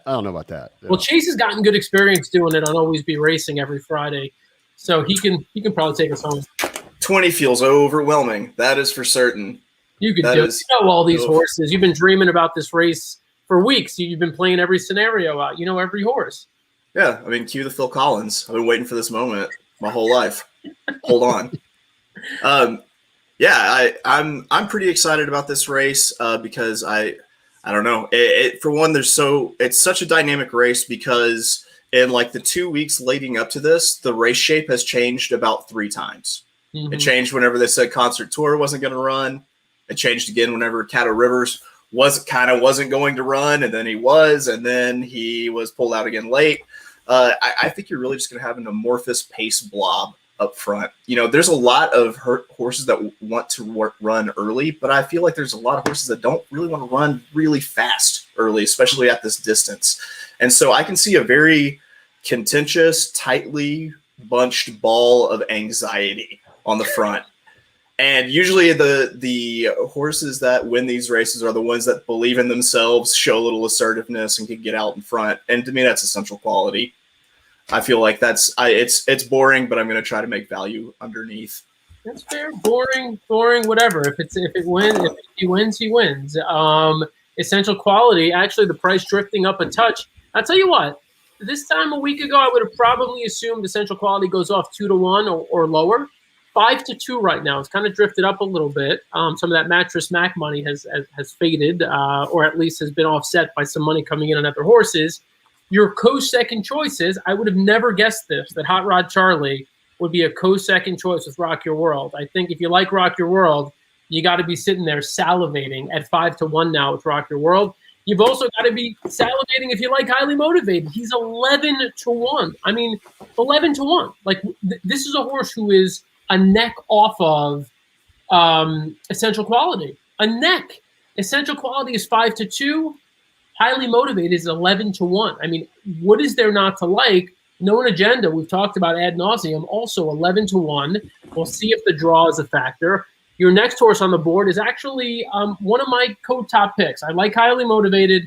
I like Medina Spirit. I've said it a number of times. I really do believe that quarter mile into this race, from that point through most of the race, Medina Spirit will be on the lead. I wanted to show really quickly the Bob Lewis Stakes, which was actually a few races back for Medina Spirit. But let's take a look at this one because, and keep an eye on the numbers on the top right. I'll show you how fast he was going. And then look at how Medina Spirit finished up in the Bob Lewis, holding off a couple of competitors, including Hot Rod Charlie.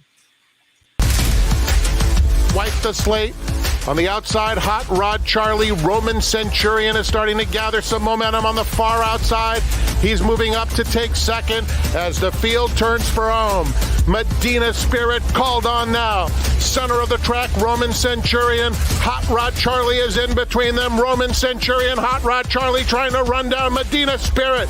They're inside the 8th pole. Between horses, Hot Rod Charlie. Medina Spirit, tough as nails. Roman Centurion on the outside. Roman Centurion, Medina Spirit, and Hot Rod Charlie. What a game victory.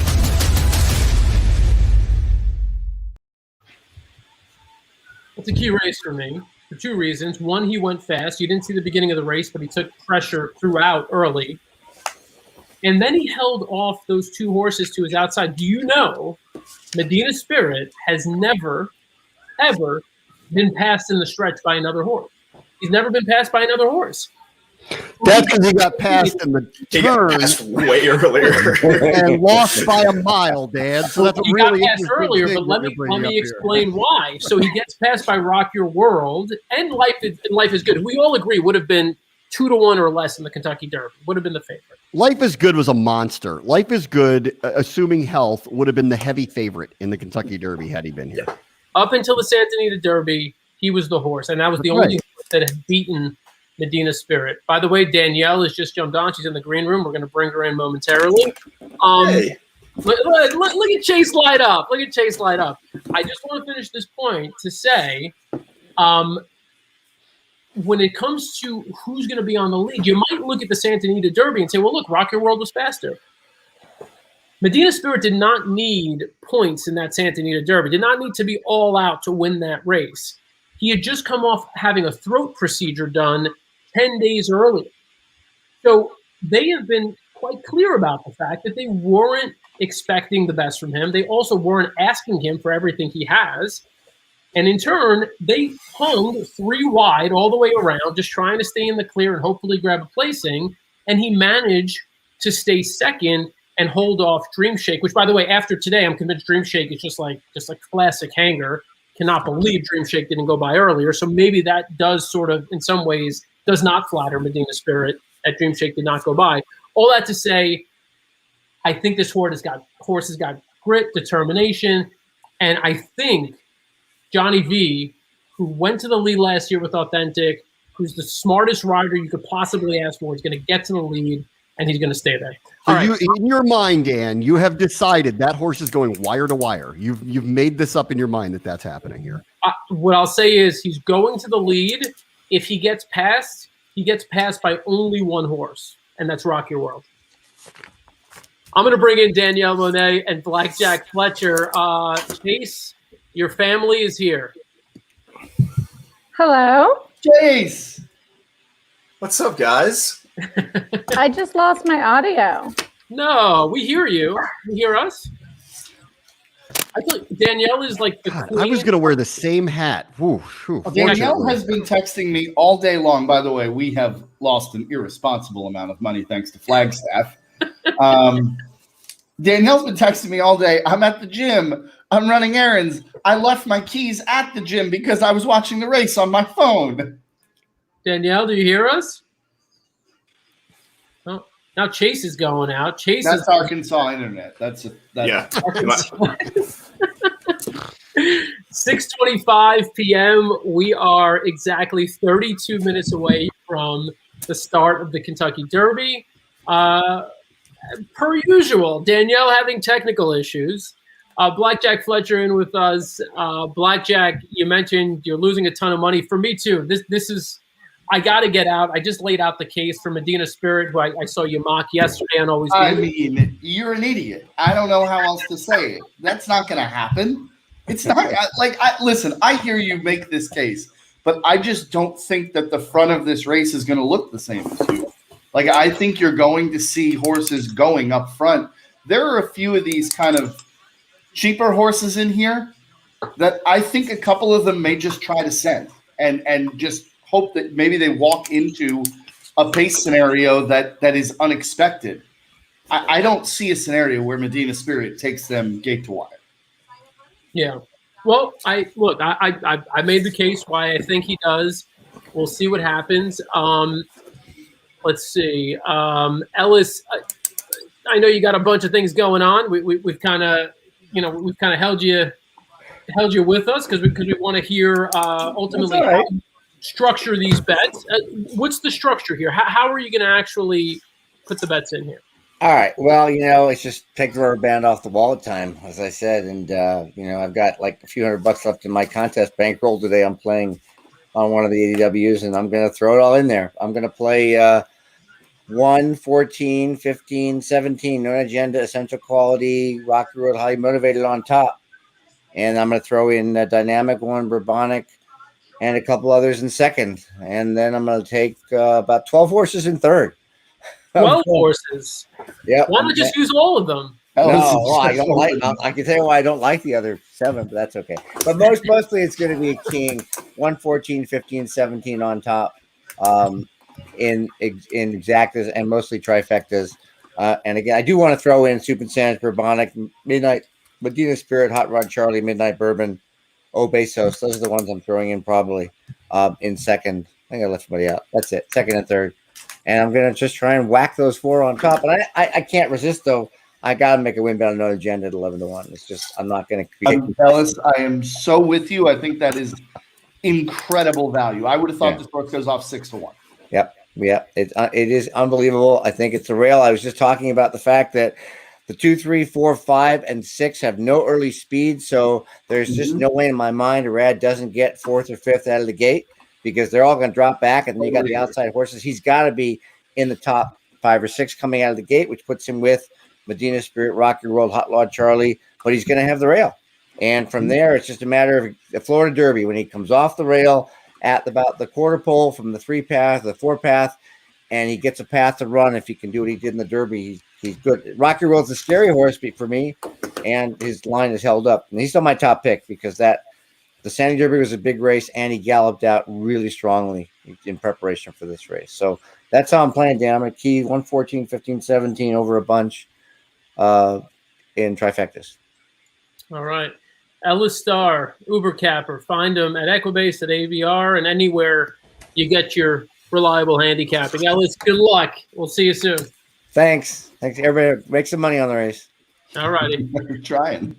We are trying. It's funny. As I'm looking at the odds, I'm looking at the live odds right now. As we mentioned, your favorite, predictably Essential Quality. Behind him, Hot Rod Charlie and Rock Your World. A horse who's taken a lot of money, who just made no sense to me, and he's come up earlier in this show. Midnight Bourbon, the 10 horse, is 12-1 currently. Before we talk about him, we ended up catching up with his rider, who's a Triple Crown winner. You may have heard of a guy named Mike Smith. Let's take a look at what he told us. What was more exciting, winning my first Derby or winning the Triple Crown?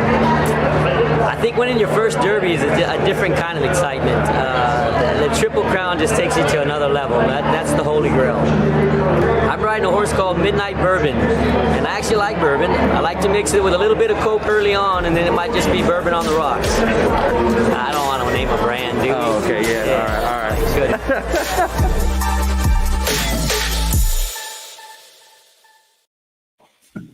Good. He knows he ain't going to name a brand. No free ads. He's open for sponsorship, and he ain't going to drop any names. Exactly. All right. What do we make of this Midnight Bourbon? I mean, come on. The horse won what? The LeCompte, and then back-to-back races, finishes behind Mandaloun and Hot Rod Charlie. Why is he going to take another step forward going a mile and a quarter? Anybody? Because I have a futures pool 1 win bet on Midnight Bourbon, and I'm really trying to will that one into existence, into winning at 59-1. So let's go Midnight Bourbon. I don't really see how it wins, but please, hello God, just one time. Let it happen for Chase. Let it happen. Anybody want to make a case for Midnight Bourbon? Anybody else? Nope. No, thank you. No, thank you. I'm going to attempt. To make the case for Midnight Bourbon.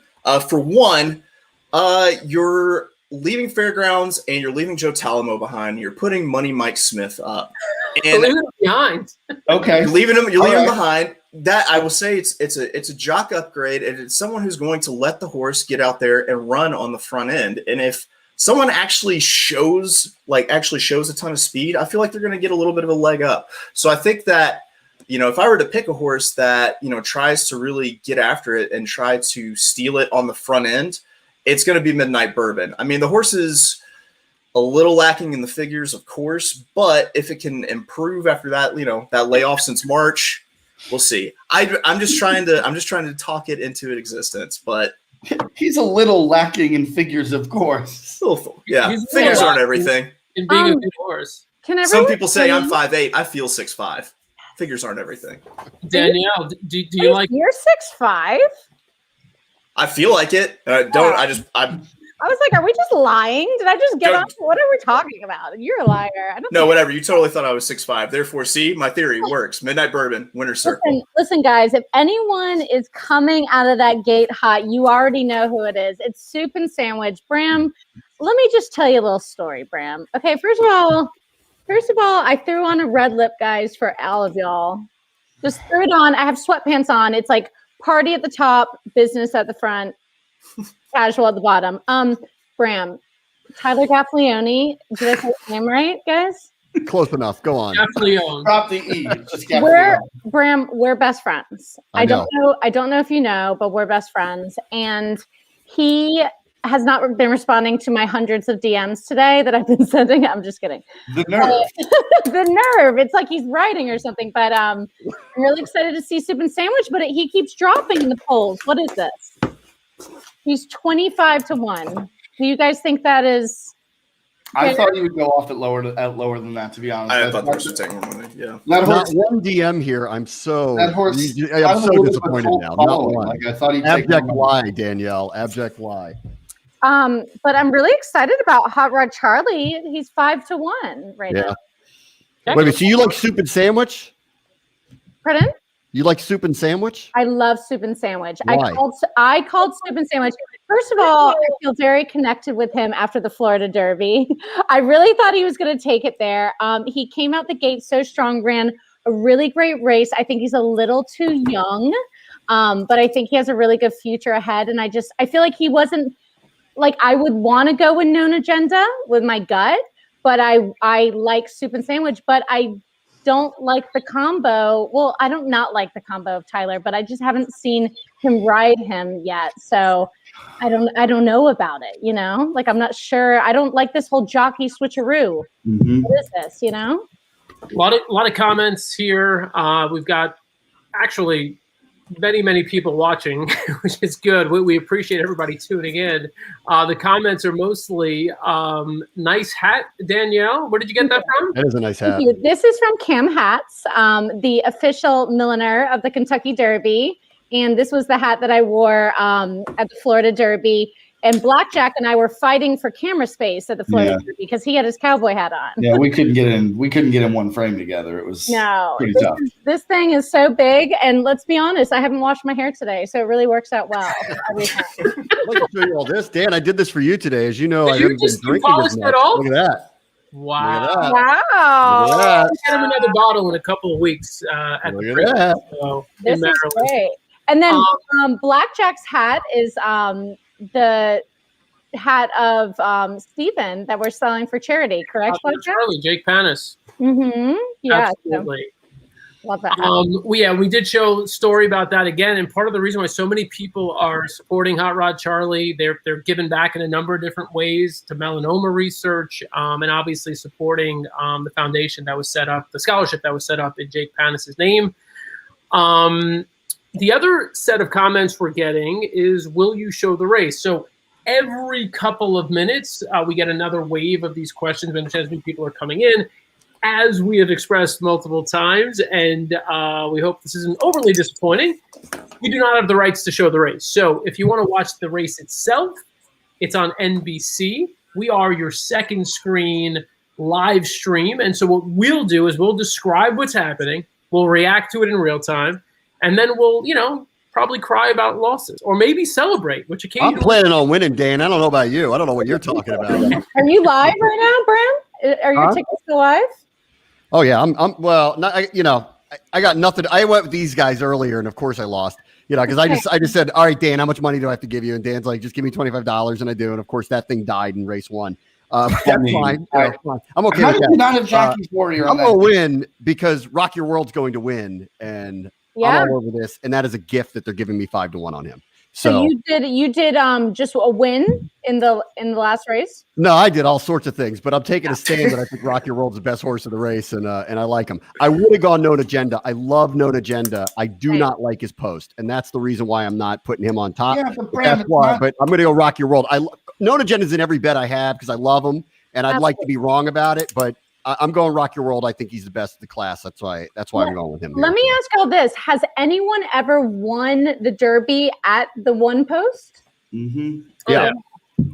Yeah, especially back in the day, there weren't as many horses in the race, and it kind of was run like a more conventional race. But with so many horses, in recent years, they had two gates. They had one with 14 horses, and they had one with the remaining horses.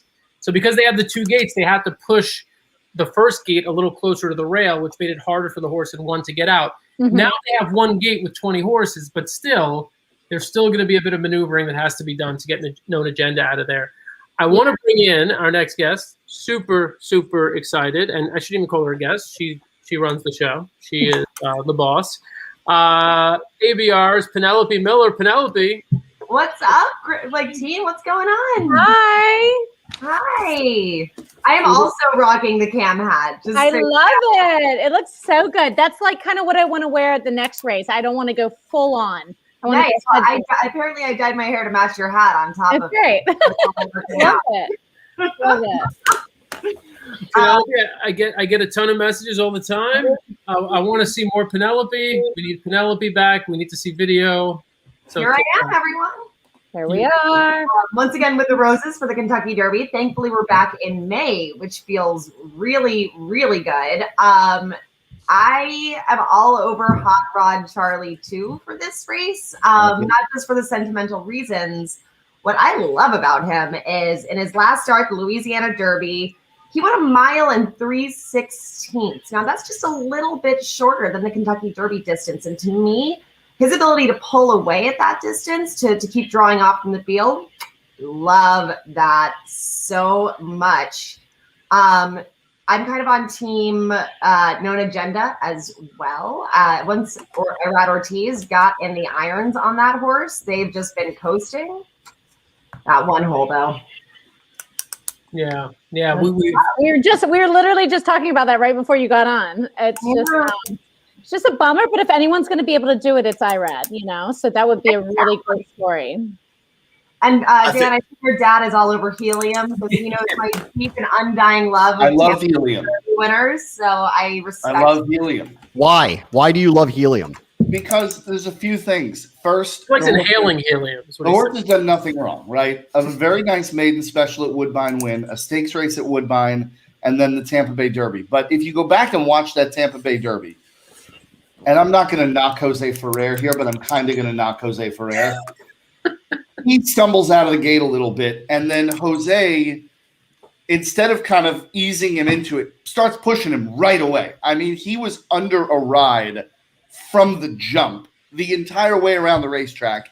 He's 7 wide on the backstretch, 4 wide on the turn, and he still manages to hold off a fresh challenger at the end. I think that horse has done absolutely nothing wrong. I don't know that we've seen the best he has. Mark Casse is more than a capable trainer. I just think that you're getting 36-1 on an undefeated horse that if you go back and watch that Tampa Bay Derby again, I think you'll be more impressed with him than you were coming out of it, because I think our inclination is sometimes just dismiss Tampa horses. But I don't think this horse is anywhere near 36-1. I love him. See, I'm with you on that, but I'm sort of in it because I know the headlines are going to be amazing if he wins. Like, if he wins by a pole, helium airs in the Kentucky Derby. If he wins by a nose, it's helium and a squeaker in the Kentucky Derby. Like, come on, it's going to be so much fun. If he finishes last, digital content for AVR. So if he finishes last, will there be like a Hindenburg analogy? Will there just be a burning dirigible somewhere? I think his team will just be deflated. Let me say this. She done did it. Blackjack. It Right. doesn't bother you that he didn't race again after Tampa Bay, because that's unusual. I feel like he took his points and ran and hit. That's how I feel. It does bother me. The only reason it doesn't bother me in a big way is because Casse said it right after the race that he wasn't going to run him again. It wasn't like he worked him and didn't like what he saw, or there was some issue. He said it that day at Tampa Bay Downs that he wasn't going to run him again. So, yeah, I'm with you. I don't love a 56-day layoff coming into this, but there's not there's not some sort of a malicious, malevolent reason behind this. It's the plan he's got for the horse. I get you, but I saw that as, I read it as like, got my points, bye. I mean, maybe. See you when I get there. Yeah. See you when I see you. But I'm with you, Penelope, in that I'm the top two that I really like. I mean, Known Agenda and Hot Rod Charlie are the two for me. And Bram, I know you talk about the one hole, and I grant you, I don't like it either, but it is better than it was in years past. Mm-hmm. It's a little bit further in now than it was then. So, yeah. And I think that Danielle, you and I have had this conversation, I don't know, a dozen times. If anyone is going to work a trip out for this horse, it'll be Irad Ortiz. Yeah, no, I agree. I loved him until the post, and that's the only reason why I don't like him, and that's why I'm on Rock Your World. I like Rock Your World now, and I think you're getting a decent number on him, whatever it ends up at, 5-1, whatever that is. I love 11-1 on Known Agenda. He's going to be in every one of my bets, and if he ends up winning, I'll feel foolish for not staying with him because I loved him at the beginning of the week. I just don't like the post, and you know this, like, you get swallowed up early, ain't overcoming it. It's like it's not happening. No, so it's like a Kentucky Derby. No. You get a bad trip, and guess who gets a bad trip? The one horse. That's who gets a bad trip. Also, we always see with Irad too that he likes to hang back a little bit, and then he really likes to find that hole and come out late. And I just think with that number one post, he's not going to be able to do that. So it's almost like he has to ride this a little different because of his post position. Yeah, I mean, I think he's got to come out a little bit quicker. Like Dan said that, there's no speed 2 through 6 or whatever it is. I think he's got to get out of the blocks quick here and establish his position early. Because like you said, Bram, if this horse takes a bad step out of the gate, race is over for him. Yeah, I mean, I think if he gets out, the whole thing is you're rolling the dice. He gets out and has position, I love him. He doesn't, you're done, right? You're done with him. Yeah. So that's the problem. I still listen. I love the Pletcher horses here. I think 1 or 2 of them are going to hit the board. Could be one of them. I think we don't know what the ceiling is on Sainthood. I liked Bourbonic until he got the post he got. And if you like Bourbonic, you like Dynamic One too. So I think Fletcher's going to steal the show here today.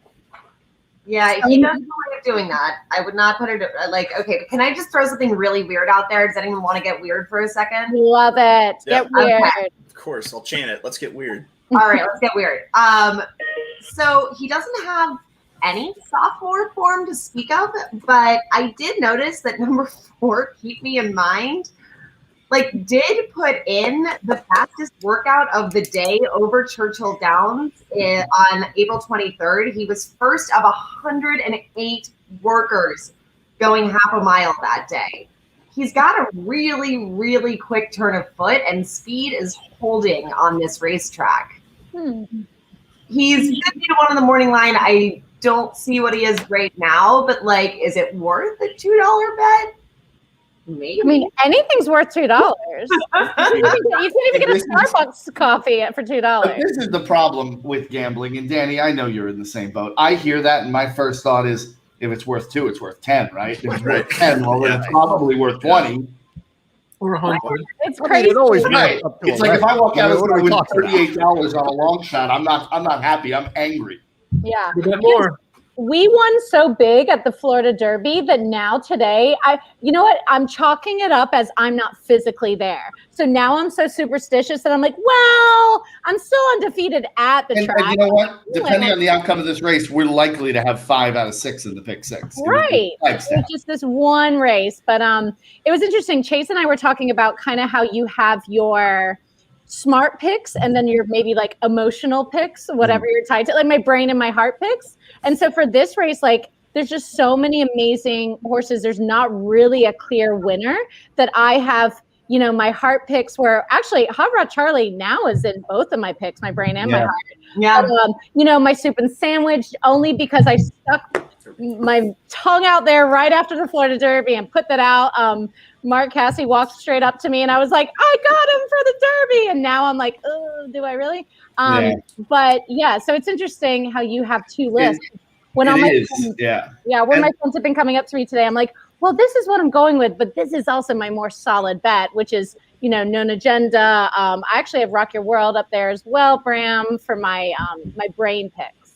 Yeah, it's funny too because watching this coverage that they've had all day on NBC, I hate it because it makes me want to bet on multiple more other horses because I'm like, oh, the story about the Asmussens with Superstock and like, oh, Kendrick Carmouche, I want this guy to win. Like, it's like I wind up betting on like 4 other horses because of personal interest stories. For sure. Speaking of the Superstock story, we actually have, and I didn't know we were going to be able to squeeze this video in, but since we've got 10 minutes, let's show the video of Keith Asmussen, who's the son of trainer of Superstock, Steve Asmussen.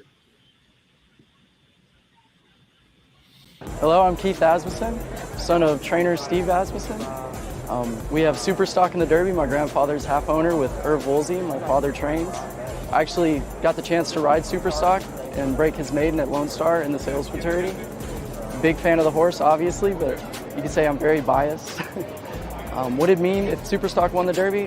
Family's already cloud 9 that he got the chance to win the Arkansas Derby. It means a lot for my family as a whole. I'm extremely thankful I got to be a part of it.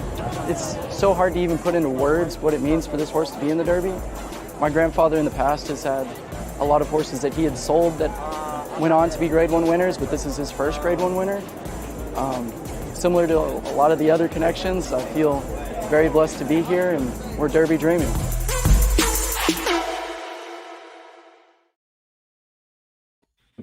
Yeah, I can't watch a family of winners. Yeah, and I love someone with that salon quality hair. Good for you guys.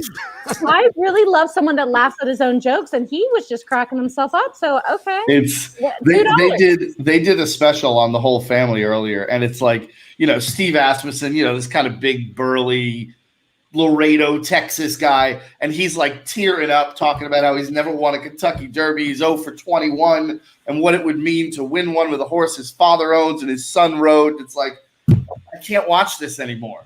Or with Midnight Bourbon. I'm going to bet on every horse in the field.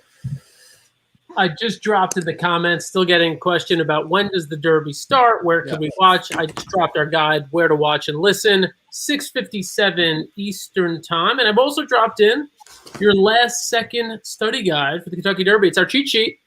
Click the cheat sheet. It's on NBC. Okay, it's on NBC. We're not NBC. Maybe one day we will be. We're not today. Okay, that's what it is. Being sarcastic, you can actually watch it on Hulu or the Peacock app. Like, we're your second screen experience, and we're so glad you're here, Bram. That's right. We are glad you're here. You can watch us both at the same time. Second screen experience. That's what we're doing live. Join us. We crack wise, and we're going to watch the race, but the race is on NBC. They paid $8 trillion for it. Okay. Well, That's how it works. I'm in Blackjack's Naira Bets account right now, and I'm watching it there. Are you betting or are you just watching? Oh, I can bet with Blackjack's money. That's what I'm Oh God, don't say that. She can. Oh my gosh, she's My so accounts are all trusting linked. with me. So She's so next year, I trusting. think we can get the rights to it. We just have to execute a hostile takeover of Yum Brands, and I think that we will get it. Oh, okay. Woodford Reserve. Dan, you start through a KFC. I think that's probably going to be the best angle of attack. Well, when they see that we've got like 3 million viewers without showing the race, right. clearly they would want us to show the race, right? Yeah. Right. Of course. 2022, Dan. It's going to be our year, buddy. 2022. We do have All a right, lot of Danielle, who are you picking? Who you got? Oh God, I was just getting FOMO. I'm just like, I hate missing out on things. I know. Not being there. Oh gosh. Well, Blackjack, are you taking known agenda? I'll take soup and sandwich. I gotta, right? I hate his position too. Ooh, you're going to hit it Yeah, big. That I comes hope- through. I hope somewhere along the way, and I posted this in the comments yesterday during the show. You got to have just a straight just an exacta box, soup and sandwich, known agenda, $5 exacta box. Right. If it comes out, you're going to hit for like $3,000. If you don't hit it, you're going to have remorse for the rest of your life. Yeah. You got to bet that exacta. And so since you're in Blackjack's account, pull in $5 box. That's the steps, and then put the 2 horses. You got to bet it. Blackjack, you're cool with this, right? It's great, right? For that, sure. As long as she knows, as soon as that bet hits, I'm pulling the money out. You know what? I think I'm gonna go with Hot Rod Charlie because I would love that. And like right now, the bets are great. So Box all 3 of them. Go Hot Rod Charlie, known agenda, soup and sandwich. Go ahead. I will For say, $5, it's it is very interesting when you are in this business, and I'm very new to this area. How many people today have been asking me how to bet, how to gamble, and then they message me at like 3:30 talking about like on the West Coast, can I put the bet in? I go, you're like 2 hours late. Where have you been? Like, what? Where you been? And they're like, well, the race doesn't start till 6:30. I'm like, you're just gonna like get a win for that's not how you make money. And so I am shocked. Poor Chase and Blackjack and Dan have had to teach me how to gamble. But now I'm a degenerate and I just like can't, do anything. So we taught her right. That's how we did it. It's better on the other side, Danielle. It just is. I swear to y'all, I woke up at 7:30 this morning. Like, I got to message Chase. I got to get his cheat sheet. Like, And it happened. Yeah, I waited Promptly. till 9:30 to message him. But yeah, it's fun, and I just want to put it all into crypto, so I really want to win. That's all I'm thinking about. See, but that's the difference between an intelligent person and me, because my thought process is take the crypto money, put it on the 6 horse. No, then you have to pay capital gains tax, and no one's trying to pay 47 cents, so you got to keep it in there. Blackjack will pay the taxes. What is this? Rock your world to the moon, to the moon. Yeah. Rock your world. See, we got to combine too. I've actually been in my group chat today for crypto, telling them all who to bet because they're all gamblers, obviously. But everyone, crypto. Usually, what we're doing is gambling. Crypto. Oh, you people are crazy. You people are crazy. Well, I can give you safe ways to invest your money through them, and also crazy ways. But I'll be DMing you about that in 15 minutes. Okay, great. Yeah, for sure. Before we get to that, we're only 4 minutes until the Kentucky Derby. I do want to let you know about some pretty dramatic odds changes that I'm seeing on the odds board right now. Okay. Considering how much money in the pool, it's kind of strange to see these sorts of fluctuations this late. Now, not totally crazy, but a little odd. Known agenda has suddenly flashed down to 9-1. So no more 11-1. Well, I mean, look, it's worth that. I still think at 9-1, you're getting crazy value on him, really. Honestly. Let me give you a couple of other things. Your second choice is now a clear-cut second choice. It's no longer Hot Rod Charlie. It's Rock Your World. Touchdown. And 9-2, yeah. The third thing I want to bring up is that Essential Quality, your favorite, who's been 8-5, 2-1, is now 3-1. So Essential Quality. Value. That is value. Not shocked. Yeah, that makes him a little bit. He's not. I wouldn't want to leave him out of an exotic. I wouldn't. Like if I were betting an exactor or a tri or a super. Yeah, if you can afford it, it's worth putting him in there. He is a very good horse, and Brad Cox wants this race. Penelope, who do you got? Who are you taking? Who do you got? If I were going to make a try or a exacta box, I think I would do 9 Hot Rod Charlie, 1 Known Agenda, and Essential Quality. I mean, honestly, I'm not trying to leave him out. Put the 14 in there, box it, call it a day. I feel like you're all too close to the situation to see what's happening here, and that is that you monsters have all just mushed Known Agenda so far out of the winner's circle. That I keep hearing Known Agenda's name popping up. That horse is just as cosmically mush as it gets. Chase, are you still taking Midnight Bourbon? I am going to take Midnight Bourbon underneath. What I'm going to do is I'm going to key Essential Quality on top. So I'm going to play Essential Quality keyed on top in a trifecta with Bezos, Midnight Bourbon, and Rock Your World in second. And then I'm going to say all for brevity's sake instead of naming 15 numbers for third place. So, and it's probably smarter to press the all button in that case, because if you're going to have 15, you don't have an opinion, man. So, yeah, I'm gonna go with that, with the 14 over 6, 10, 15 over all, and then I will probably play like a 14 over 6, 10, 15 exacta. Before we move on and we talk about who else we like as the horses are getting closer to the gate here, I did get a message here from Mark DiLorenzo, who keeps track of these things, and part of the reason why Essential Quality's price might be a little higher right now, there is a basically on the lower third of the odds line, there's a note that says that Essential Quality has glue-on fronts. So it's a glued-on shoe, which sometimes could not, might not be that great. But and that's an update that's not in the program. That's something that they're just announcing in the bottom line sort of update of different changes that are happening. So do you think that my hair extensions are glue in? So moving his money. Oh my gosh! Did you just put my mother? Did you just put my mother on the screen? Yeah. She said Midnight Bourbon. My mom's never watched a horse race in her life. What makes her say that? Chase, you and my mom. There we are. Yeah. What a supporter. She's probably just drinking bourbon. That's why she put him. I hope she's not watching this live. She's actually telling you that she needs more bourbon before midnight. Yeah. She's like, honey, bring home the bourbon. Come on. Okay, here's the real question before this race goes. I've been thinking about this all day, and I haven't been able to get my live stream in. Has anyone gotten eyes on Todd Pletcher's hair? Looking good today. Yeah? Great. Sure. Yeah. I mean, what? Gosh, it just glistens, doesn't it? He's looking good. He's ready to have his picture taken. While we have thousands literally watching right now, Danielle, Blackjack, Chase, why don't you tell people about where they can watch you every week? Every Friday, always be racing 3 p.m. Eastern. We're here doing this same nonsense every week at racetracks all over North America. Usually, Chase and I are mildly intoxicated to where Bram is right now, depending on how the show goes. It's a spectrum. Every Friday, Danielle, Chase, and I are out here doing this thing on Always Be Racing. It's great, and we'll do some like beginners things too, where we teach some of my fans how to bet and gamble too, because I think my following's a little newer to horse racing, but it's been fun. I mean, and we live the life. We always be racing. Like that's how we do it.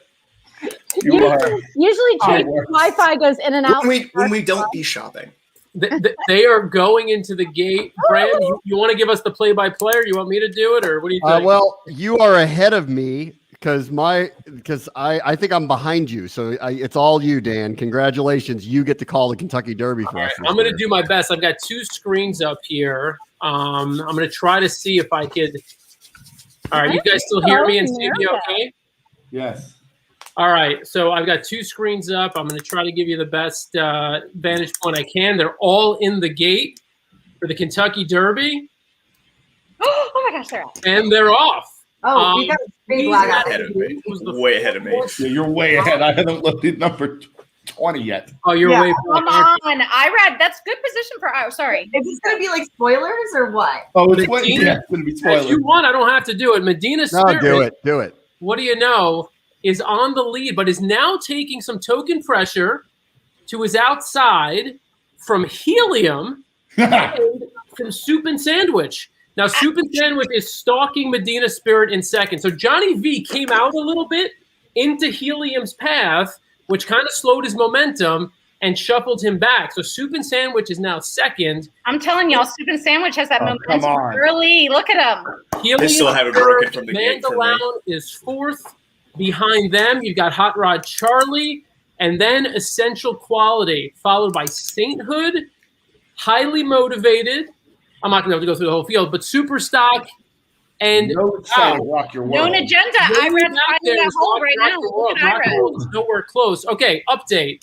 Medina Spirit just went a half in 46-3, which is pretty fast, but he doesn't have a horse at his throat latch. No. Sandwich is just stalking right now. Just stalking. Medina Spirit trying to kick clear, open up some ground. Mandaloun looks great. Mandaloun saving ground, now making his move toward Medina Spirit. It's Mandaloun, wide open. Medina Spirit, 1-2. Looks like Medina Spirit might be backing out of it. Essential Quality with a 3-wide move. Medina Spirit still game. Hanging in at the rail. Mandaloun to his outside. Hot Rod Charlie, 3 wide. Come on. 3 wide Essential Quality. Mandaloun lead at 26-1. Head-to-head with Medina Spirit, who fights back. Medina Spirit on the lead. Mandaloun, Medina Spirit, Mandaloun, Medina Spirit wins the Kentucky Derby. Just call it the Baffert Derby. Medina Spirit over Mandaloun. Come on. They bought is racing. Really? Well, at least I know I don't have to watch the second half. Medina Spirit would get to the lead and no one listened to me. I hate you because I said after you gave Country House 2 years ago. I hit these races every time. I always hit big races. Medina Spirit, why don't you ever listen to me? Hear it, huh? Well, listen, I used him in my pick 4. I am having the most vivid flashback to last year's Derby live stream when none of us said Bob was going to win out loud. But I learned my lesson. Dan headboarded like it was no one's business. You gotta be kidding me. Back in 1984, I said Bob Baffert would win. So look at them right here out of the gate. It was really interesting because Irad had decent positioning here, and then who got up for the back half of this? Who got third and fourth? I think Hot Rod Charlie and someone else. Let me take another look here. Third.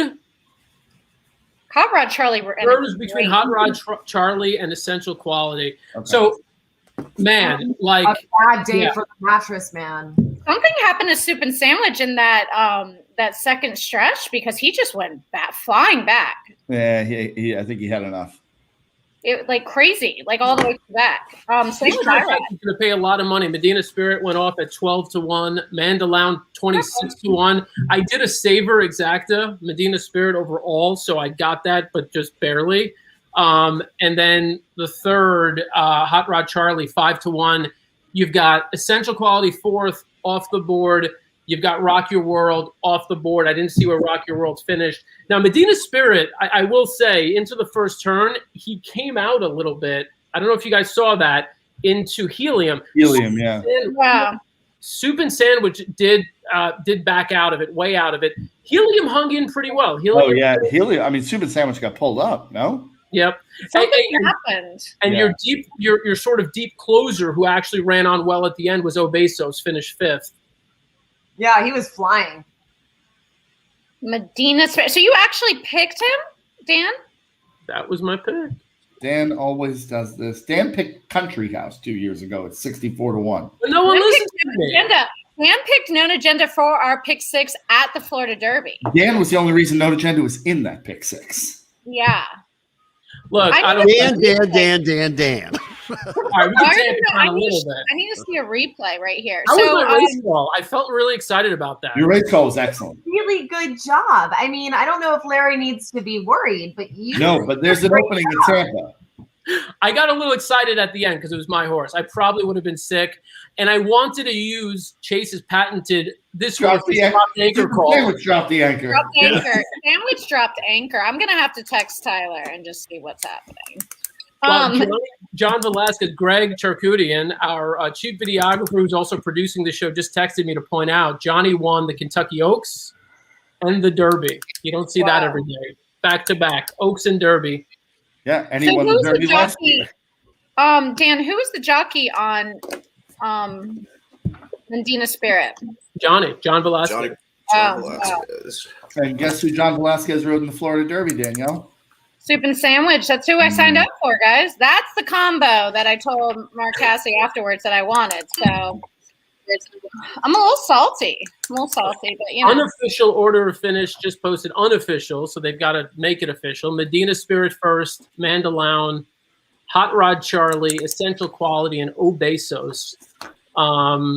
Yeah, I mean, look, let's sort of recap here. I can tell you the one horse I certainly didn't have is Mandaloun. I had completely eliminated that horse. I was like, there's no way this horse hits the board, finishes last. Start at the top, Bram. Thoughts? So I'm shocked. I mean, that horse got blown out twice, right? And if you're going to sit there and go, well, Dan, you did.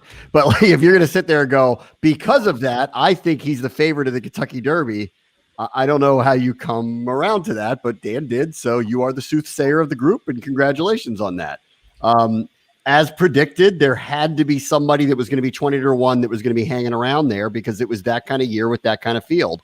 I did not have Mandaloun to be the one to do it, but like I assumed that somebody would. Thought Hot Rod Charlie ran a great race, great race, and obviously sentimentally for all of us, we were hoping that he would get there, and so that was really great to see that happen. I am not surprised by Essential Quality only because I just don't think he was that much better than everybody else. I don't think there was a heavy favorite in this race, and so 19 horses in a field for him to not finish close to the top, I don't think is like an indictment of him. I think it's just that was this kind of year. I'm a little surprised by Rock Your World.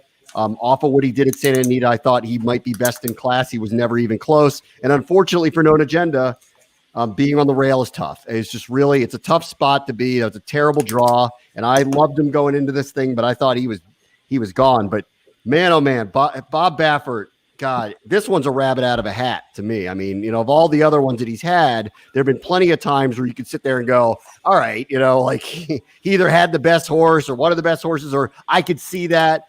Except for Dan, like this is one of those where you go, I'm a little surprised, but man, Bob Baffert, man, he's the Belichick of this sport. He knows what he's doing. That's true. He played it down all week. He was at the trainers' dinner earlier this week, and he was accepting his trophy for Authentic last year, and he was telling the other trainers, oh, next year, one of you is going to be standing up here holding this trophy.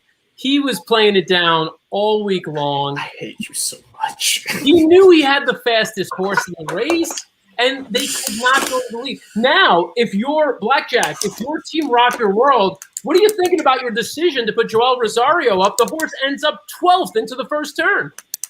Yeah, I mean, listen, I don't know. I want to go back and watch this a few times just to see what happened, but that horse was never a factor in this race whatsoever. Like, I mean, he just wasn't anywhere to be found. I don't know whether it was Joel. I don't know whether it was he got a bad trip, but I don't know. But listen, this is like I had a moment in my gambling career when I realized like just stop betting against Tom Brady, right? Like just stop doing. Like you don't have to bet the game, but don't bet against Tom Brady. Yeah. I will never bet against Bob Baffert in a Kentucky Derby ever again. As long as he is training horses and puts one in the field, they will be on the ticket. That's it. Lesson learned. When the Natalie Baffert owned horse, is winning a race earlier on the card today, we all should have just battened down the hatches and known that Hurricane Bob was coming our way. When he gets his wife's pet horse into the winner's circle, Bob came to play. I want to see it back again. It was like so fast, I can't even process it. I mean, essential quality. I mean, that's what people talked about. Finishing fourth. I mean, people talked about the fact that this horse hadn't taken that next step this year. Kind of was just the same horse he's been for a while now. And if he was the best horse, he had every shot to get up and win there.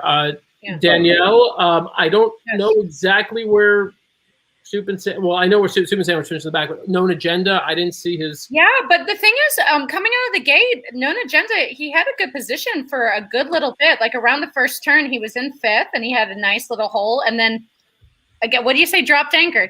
Like Chase would say, just dropped anchor out of nowhere. That one wasn't just dropped anchor. He was also smothered in love and couldn't overcome the extra weight from being mushed by everybody. Yeah. So I will say I got excited him coming out of the gate because I thought he did do pretty decent with positioning, but I don't know, him, Soup and Sandwich, we got to rewatch it. But Hot Rod Charlie, super excited about him going into Preakness, and he just ran a great race. Good.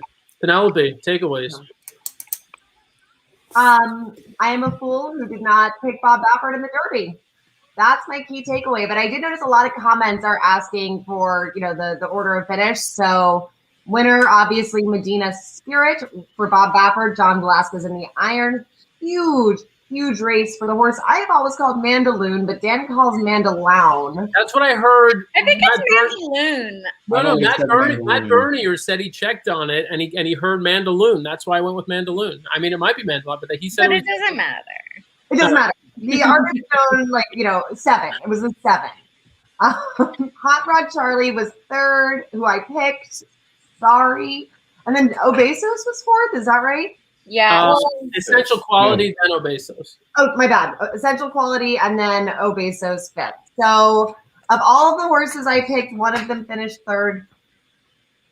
It's not great. I'm right there with you, Penelope. Right? I studied. There was a lot of writing on this form. But, that's the Derby. It's always the one you don't see coming. But, I'm lesson learned. Yeah. Bob, there's a horse in the Derby. Yeah. That horse goes on my ticket from here on out. Because like I said, I was sitting here last September wearing a hat in a house and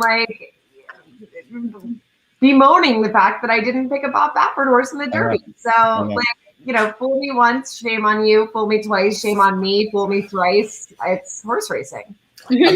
I'm shocked by how shocked I felt that Medina Spirit won. That shouldn't have been surprising. That shouldn't have been surprising at all. And I said to myself earlier in the week, it's it didn't really make sense with Authentic. I mean, he could do it again. And then you just completely toss that out for some reason. I don't think that your Preakness winner was in that race. I think it's going to depend with some of the horses that decided to skip. With his concert tour.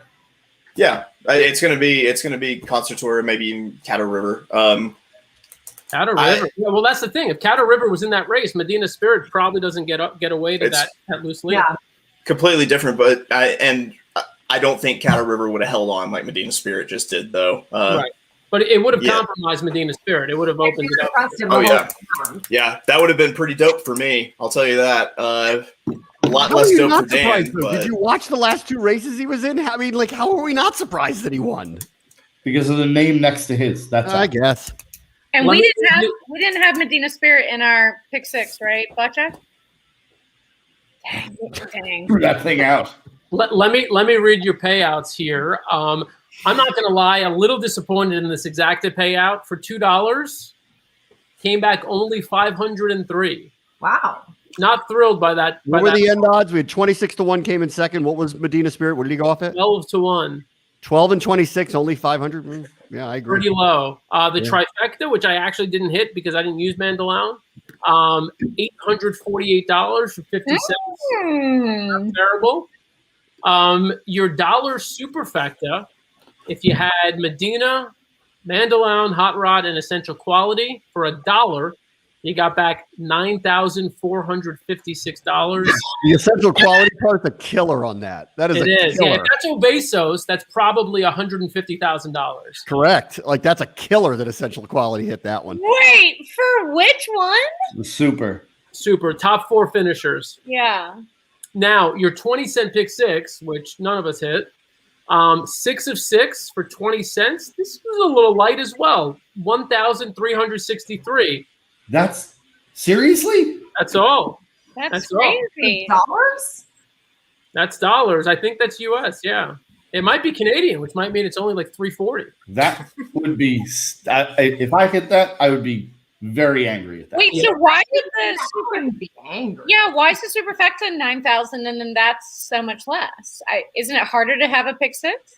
I think what that reflects is probably in the superfecta, it was probably a lot harder to put Mandaloun in your super, and especially in finishing second, than it was to just throw Medina Spirit onto your pick six ticket. Yeah. So that's what I would think. Now the pick five came back okay. 5 of 5. Ending in this race paid $2,974. Not terrible. No, but it definitely makes me realize Dan and Blackjack told me after we hit the pick six at the Florida Derby, they were like, "You're spoiled. You have no idea what we just did. We just got such a big jackpot." And I just thought it was a regular Saturday at the track. I was like, "Oh, we're walking out of here with $3,300. This is just great." And now hearing these numbers, I'm like, "Oh my gosh, we really did the damn thing that night." Wait, breaking news. In classic Wolf of Oaklawn fashion, Chase Sessom has just dropped something in the private chat. Chase, the floor is yours. Okay, so this is the they call it the Oaklawn Special, or just the Oaklawn Stakes now. This is actually a win and you're into the Preakness that started last year. So wait. Let the people know that we're actually now going to bet on a race at Oaklawn. Let them know that. Sorry. Oh, at Oaklawn Park, the Oaklawn Stakes, race 11. This is a win and you're in for the Preakness. It's a 9 furlong race, and I've got a juicy price with a horse named Causeway Jones at 13-1. That I kind of feel like might, you got early speed drawn inwardly towards the rail, might get brave out on the front end. Looks like some horses have been carrying on the front end at Oaklawn today. I love the price. I'm not going to lie. All right, how much we put on? Who's my buddies? All right, Chase, I'll Venmo you. How much you want? What do you want? Put me on. Put you on? I feel like a rap star when people ask me to put them on. Yeah, can you be my bookie? It's illegal. I wish you hadn't have said that, live on the internet in front of a bunch of people, but we'll talk about that later. All right. I know for a fact that Bram has bigger and better things to do, including a birthday party. Oh, you have a live, Bram? You have a live? I got a Derby daughter who was born on Derby Day 12 years ago. And her name is Alexandra, and that year, Rachel Alexandra won the Preakness. So Alex is turning 12 tomorrow, but her birthday party is happening today, so I am going to bow out. Of course. And say, Dan Tordjman, you are once again the master. And Danielle, the T's of DMs, and I don't have any. I know. I'm gonna congratulate Tyler, see what he says. I read too. I read just likes my he does. But all right, we're gonna actually wrap up this whole thing. Thank you for tuning in and joining in on Kentucky Derby Live with America's Best Racing. Thank you to all the guests who joined us earlier. Everyone on right now. If you're really a degenerate, Causeway Jones at Oaklawn coming up. That's your bet here in the next few minutes. We'll see you soon. We'll see you next time. In fact, I think the video that we're closing with will let you know exactly when's the next time we'll see you. Have a good night.